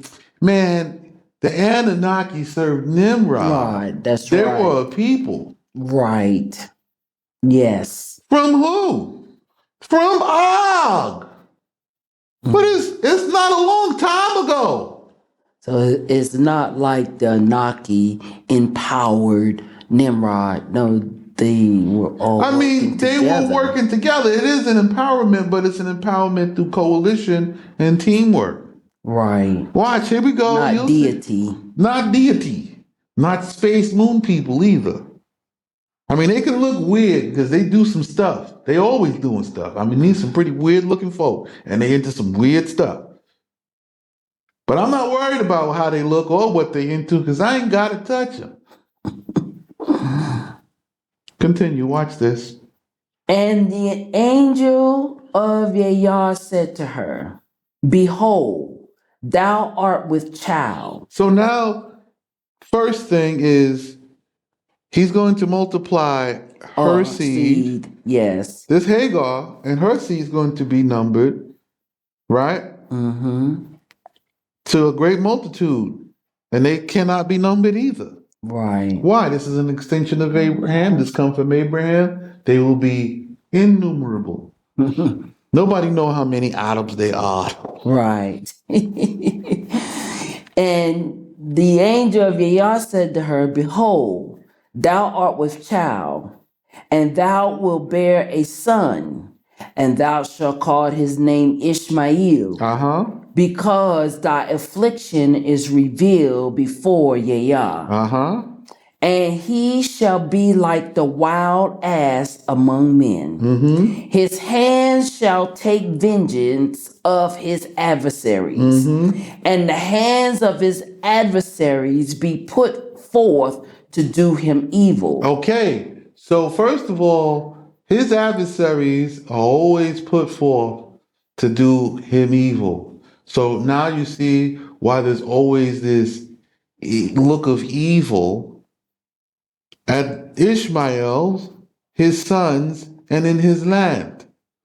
They're always trying to come in talking about how there's always conflict over here, and they always over here causing the conflict. And then when he go get revenge, oh, he's a terrorist. No, he's not a terrorist. He has not left his land. What you doing over there bothering him? And then what they're doing is imposing, trying to take away the culture of the people. Again. Yep. So now it says, and what? And in the presence of all his brethren shall he be commingled. Yatharb. What's that? Arabized. Arabi. And shall dwell. So Ishmael and all his brothers, he ain't even got none yet. Isaac is the next one to be born, and he's also Arabi.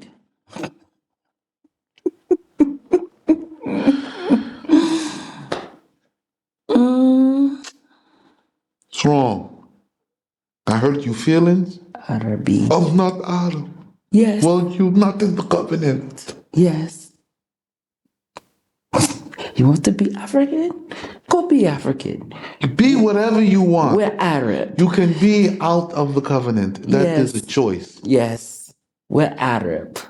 And she gave thanks before Yah, whose word spake to her, and thus said, Thou art he who liveth and art eternal, who seest but are not seen. For she said, For behold, he is revealed the glory of the Shekinah of Yah after a vision. So, first of all, Ishmael, he have a covenant. He has a covenant. Through his mother. Wow. You can't accept the family? Get out. I don't care what you believe. First things first, family. We are brother men. So he has a covenant through his mother and through his father. But it's an extension of it. Wow. So Abraham receives this covenant. The covenant is upon Abraham and his seed. Right, seeds. Right? His seeds from his loins, from his sons. She now giving birth to a son of Abraham. The covenant is an extension. Oof. But this covenant entrenches him and binds him to the land, the birthright.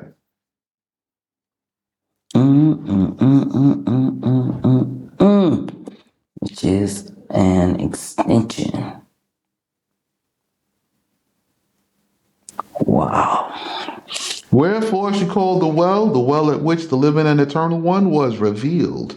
And behold, it is situate between Rechem and Halutza. You don't know about Halutza? I know where Halutza is. I have been there.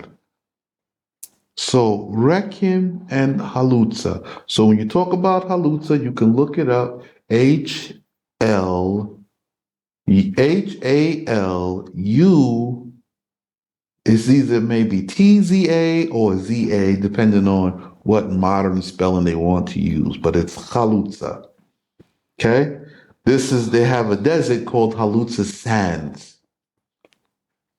So it's situated between the place of contention and Halutza?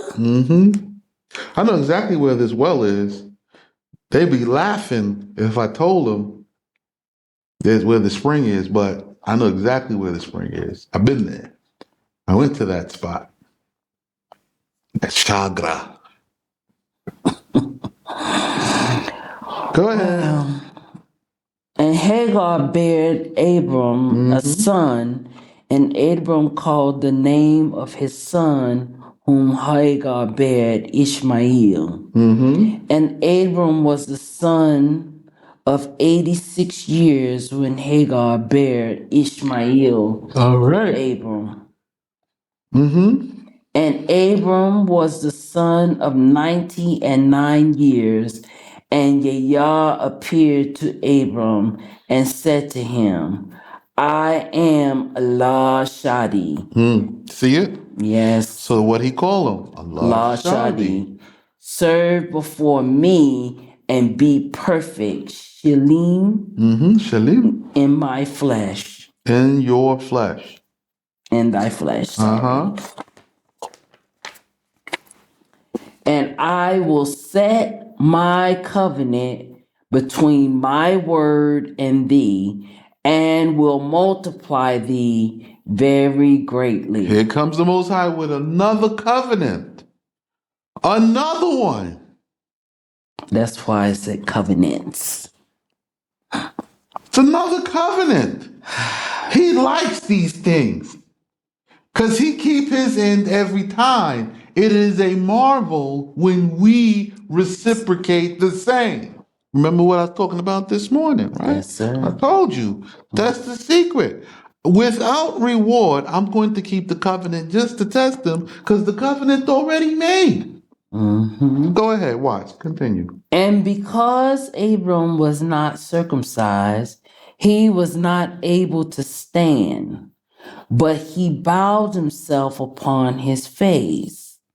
And Yah spake with him, saying, Behold, I have confirmed or divided my covenant with thee, and thou shalt be the father of many peoples. Okay, so now he's the father of many peoples. So he's the father of the Ishmaeli, right?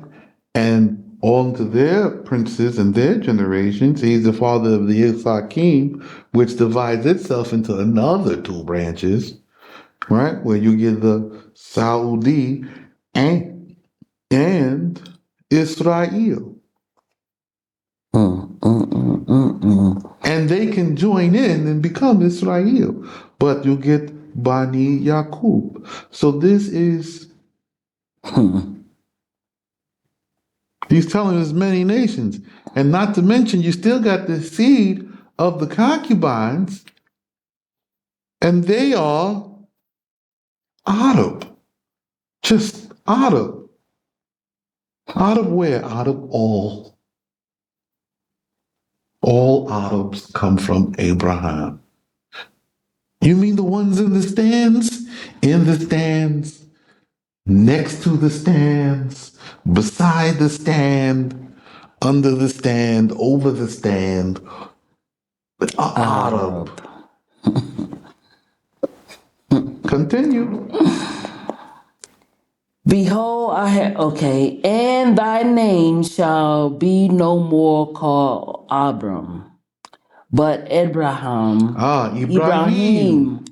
Abraham is Ibrahim. Ibrahim shall be thy name, because to be the father of a great multitude of peoples have I appointed thee. A great multitude of peoples. Now, the Most High have his nation and his peoples, and he's putting them in the position where he wants them. And they have to be in the order that he wants as well. That's why they all Muslim. Because they have no say as to where they fall. What lot has befallen unto them? You have no say when God say how he want his people, because he is God. He don't work for you. You work for him. You know, Robert Sheikh, I remember when I've had the opportunity to look in the Quran, and I saw that it gave homage to Abraham, Ishmael, all of them, Isaac, and Jacob, to all four, all of them. Yeah. They honor all. Listen, from this time, all of them profit. Yes. They leave it. No, we don't even change it. Nothing. Leave this. What they do in their time, they more righteous than us. They are. That's right. Because they have stand fast. Okay. So now, continue. And I will make thee exceeding fruitful. So exceedingly fruitful. And will set thee for congregations. Oh, congregations. I will set. So there's congregations, there's a division. And there's an order to it. So just because there's an order to it that the Most High set, it doesn't mean that you have the right to put somebody else in their order, but you do have the right to get in yours order. So I accept the order and where he put me, and I sit here. Yes. I do exactly what I'm supposed to do when I'm supposed to do it, and I'm telling you what needs to be done. You cannot listen, but that just means that one of us is lying. And that one of us must face the death. It's too bad for you. Whew. Continue. And kings ruling over peoples shall come forth from thee. So now you have multiples of kings. It's not one. It's not just the house of Israel. Everybody have kings in all these peoples. All right? And I have established my covenant between my word and thee, and thy sons after thee in their generation. In their generation, each one is always some uprising of the word.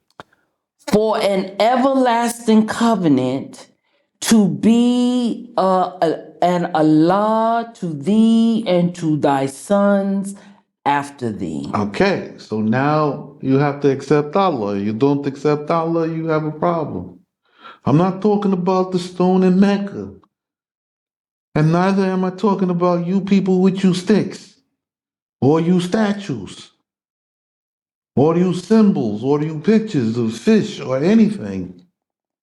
We're talking about Allah, the God of Abraham, the God of Shem, the God of Noah, and what he has commanded us to do in his law the God of Moses. That's it. No religion. Work. Continue. And I will give to thee and thy sons after thee the land of thy habitation, all the land of Canaan, for an everlasting possession, and I will be to them a law. Allah. You don't like it? You don't like it. I don't care. All right? And he gave it to them. So you see everybody here?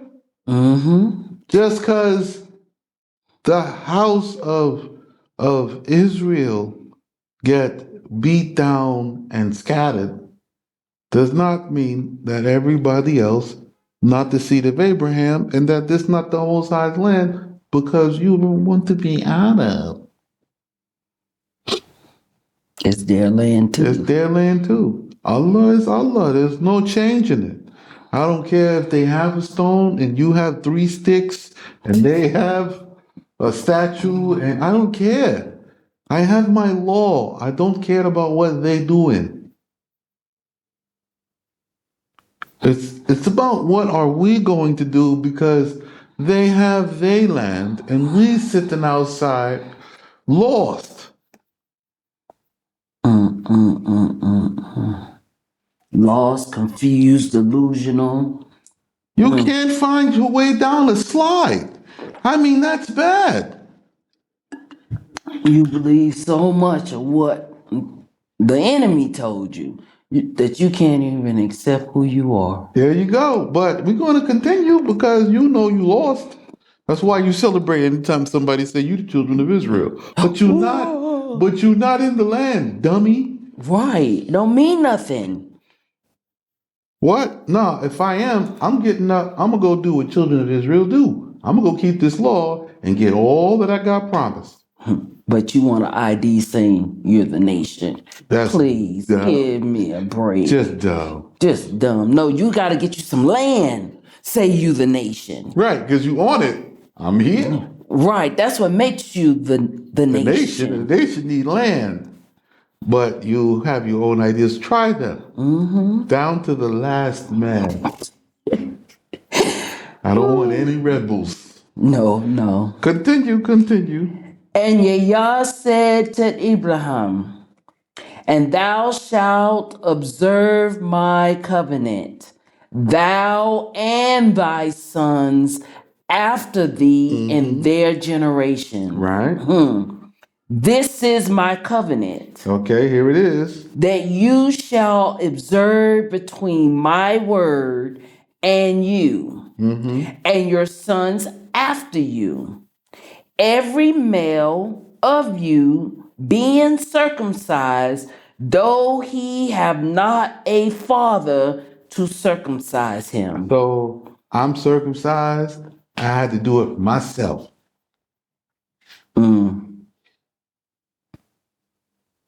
Old school. Right? Father or not, you still have to go get circumcised. If you are uncircumcised, when the judgment passed, if it catch you, you will be without excuse. You have to be. So, mothers, go get your sons circumcised before you bring them. Did father or not, he have to be circumcised. If you're a grown man, go ahead on and foot the bill. My advice on the way, go stop in Turkey and have it done.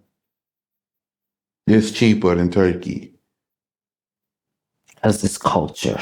Yeah, it's cheaper. It's not that complicated. Okay? It'll take you some Tylenol. Next. And you shall circumcise the flesh of your foreskin as a sign of the covenant between my word and you. And the son of 8 days shall be circumcised among you. Okay, you got to be circumcised after 8 days. Every male in your generations. Every male, every last one. So you got to get circumcised. From him who is brought up in your house. If you raised in the house, you got to get circumcised. Or bought with your silver. If you a servant, you got to be circumcised. And unto every son of the peoples who is not of you. If you're going to live with us, you got to be circumcised. Oh, so if you have to wait for us to start circumcising, you're going to have to wait, pal, because we don't have this together yet. Next. He who is circumcised shall circumcise him who is brought up among you. Okay, so now here's another thing. Men of Israel, my brethren, y'all got to start learning how to do circumcisions. You know what I'm saying? It is what it is. You got to do it yourselves. Next. And it shall be my covenant in your flesh for a covenant forever. Now there's a covenant in your flesh. Now you're going to feel this covenant. I felt it. I circumcised myself. I did that 8 years ago. Ugh. Yeah, 8 years ago.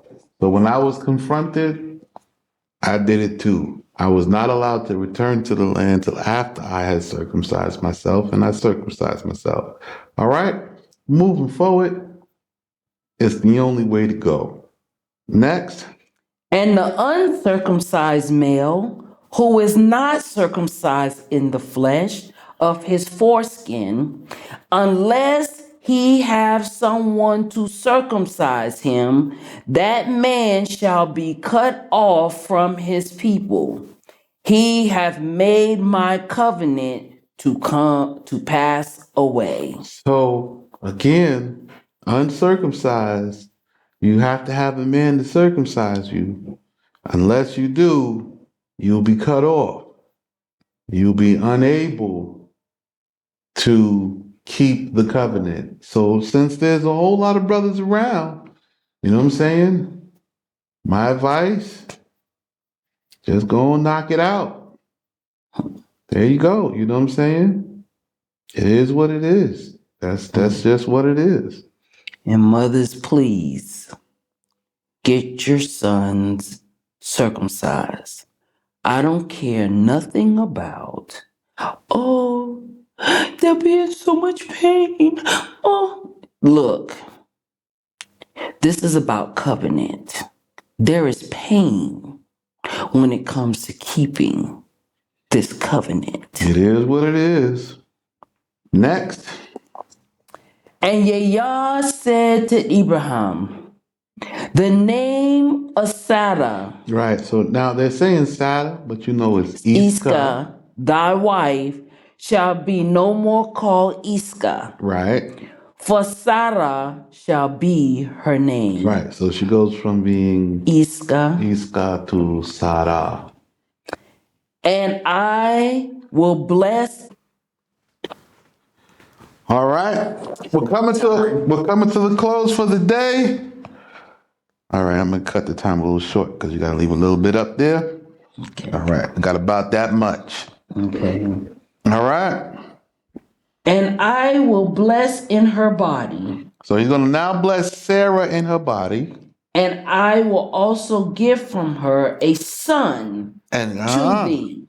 And I will bless him, and he shall be for assemblies. Pause. Assemblies. Meaning, I'm going to take this son, and he's for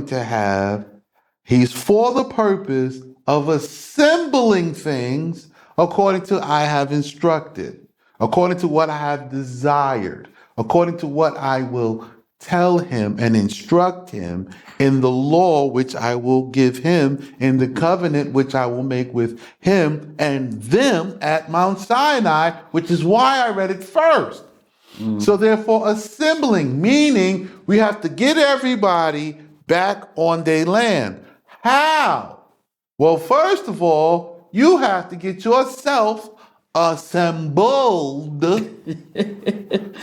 and be in your place while the Most High is going to destroy everything. And now you get to assemble the peoples like Noah dealt with the beast on the ark. You have to deal with the beast of the nations, the ones who come and submit after you have made your cities and bought your land and emphasized your law upon yourself, upon that land, here with me. So for us to assemble is what it means for us to be gathered. So to be gathered is to be assembled because we are assemblies. So we must gather here, Yes. not over there. Right. And now we come to the next part. And kings ruling over nations shall be from her. So kings ruling over nations comes from Sarah, but the kings of the other nations, they have their lands, their peoples from the same genealogy, not the DNA. Right. From genealogy. Yes. DNA can be manipulated and lied. It is Yeah. a comparison. However, genealogy changes not. Right. Because DNA, they could tell you where you from. Genealogy is proof of where you're from. You from Europe, stop lying. Yes. So what happens? What's coming now is going to make distinction, because when the Most High pours out his wrath upon his people, it will overflow and multiply upon the wicked. The people of the Most High, they have a measure to endure the wrath, while the other nations, they do not know or cannot endure. The same as when Abraham in the fire, the gods get burnt up. Yes. So this war, these plagues, all 250, this time of trials that is coming to destroy the world is coming to make distinguishment. Those who listen to me will walk through peacefully like Abraham through the covenant pieces, back to the traditional life, back to the covenanted way, back to the custom, back to the traditions, keeping the law 100%, being perfect in our bodies, in our lives, the way Abraham did, shelling. Now, if you do not listen to what I'm teaching and do what I'm saying to do and work with me, you will go to hell. Not down in the earth and boiling your soul. You will die from here. You will not survive. Your wealth will go to another. Your wife may go to another. And somebody else enjoy her, and you finished. Okay, done. So if you don't assemble yourself first, you must have your stuff 100% together, because people must come into your system. They cannot help you with that. Then you have to help them get into your system on their land, thereby establishing the governance. The same way the major nations rule and the other nations join up with because they need support, they will join up with because they need support. Not that you have to set bases all over the world. You can do it by proxy because they will be empowered by righteousness and not wickedness any further. And Abraham fell on his face and wondered, and said in his heart, shall the son of 100 years have progeny? So shall I give birth after 100 years? I'm 100. And Sarah, the daughter of 90 years, bear a child? She's 90 years old. She's going to give birth now? And Abraham said before Yahweh, may not Ishmael be established and served before thee? Wait a minute. And what about Ishmael? I have a firstborn son. He have a birthright. There is a law about this. How you have wholly blessed a son who is not yet born, and I have this whole son here. What about his establishment? I am confused. Okay, what the Most I have to say about it? And Yahweh said, in truth, Sarah, thy wife, shall bear thee a son, and thou shalt call his name Isaac. Itzhak. And with him I will confirm my covenant for an everlasting covenant to his sons after him. So he says, listen, you're going to have this son named Itzhak. Don't worry about it. I will come and confirm my covenant with Itzhak concerning his sons after him. So the Most High is taking it as they come. Okay, I'm going to give it this time, and then I'll deal with this one in his generation in his time. So some of you don't know what Isaac covenant is, but we'll get there when we get there. And concerning Ishmael, I have heard thy prayer. Behold, I have blessed him, and I will spread him abroad and multiply him very greatly. 12 princes shall he begot, and I will give him to be a great people. But my covenant will I establish with Isaac, whom Sarah shall bear to thee at this time in the year after. Mm-hmm. And he ceased speaking with him, and the glory of Yahweh ascended from Ibrahim. Mm-hmm.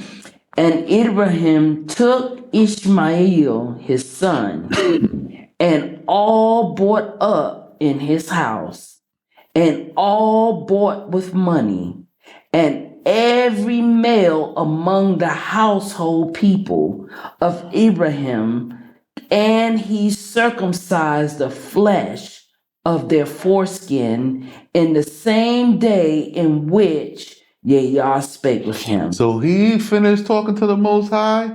He circumcised himself and everybody else that day. He didn't waste no. Let's go. Pull them up, pull them out. Let's go. Up, hip, ha. Next, up, he. Let's go. He went on a tear. And, you know, just reading this, there's something that hit me. With Isaac, it's about a covenant being confirmed. It's a confirmation of a covenant. But the covenant because Ishmael had his covenant right, from his mother. Yes. And he have the covenant extending from Abraham from the last time the Most High spoke. But now the Most High want to establish a later chapter. Yes, it's like a layer. There's layers to this thing. And unfortunately, we're thinking it's just about us. And it's not. So the Most High is like, listen, when I build, I lay the foundation. Yes. Then I build the floors. When I build the top it comes last. I don't Yes. build the top first. So when I'm dealing with Isaac, I'm getting ready to make a distinguishment between him and between his sons. I know what he will have.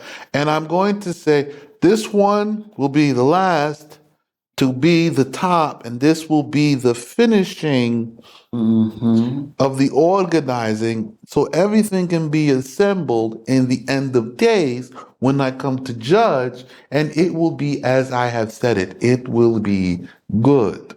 And it's a saying that you have. I must repeat it because we just read about it. Where you said if Ismail was Arab and the sons of Keturah and his concubine, none of them was Adam, Arab. If Lot was Adam, Arab, then don't that mean we're Adam. Arab? How can an orange grow on an apple tree? Hey man, apple trees don't make oranges. Each one produces after its own kind. Playboy, get your mind right. You're bugging. You're bugging. Forget about color. Forget about DNA. It's genealogy. It's genealogy. Only genealogy. Yes. And if you say anything to the otherwise, all right, boo boo, go your way. I don't even need to talk to you. You could go talk to whoever you want about whatever. That's it for today. One step at a time, one day at a time. One.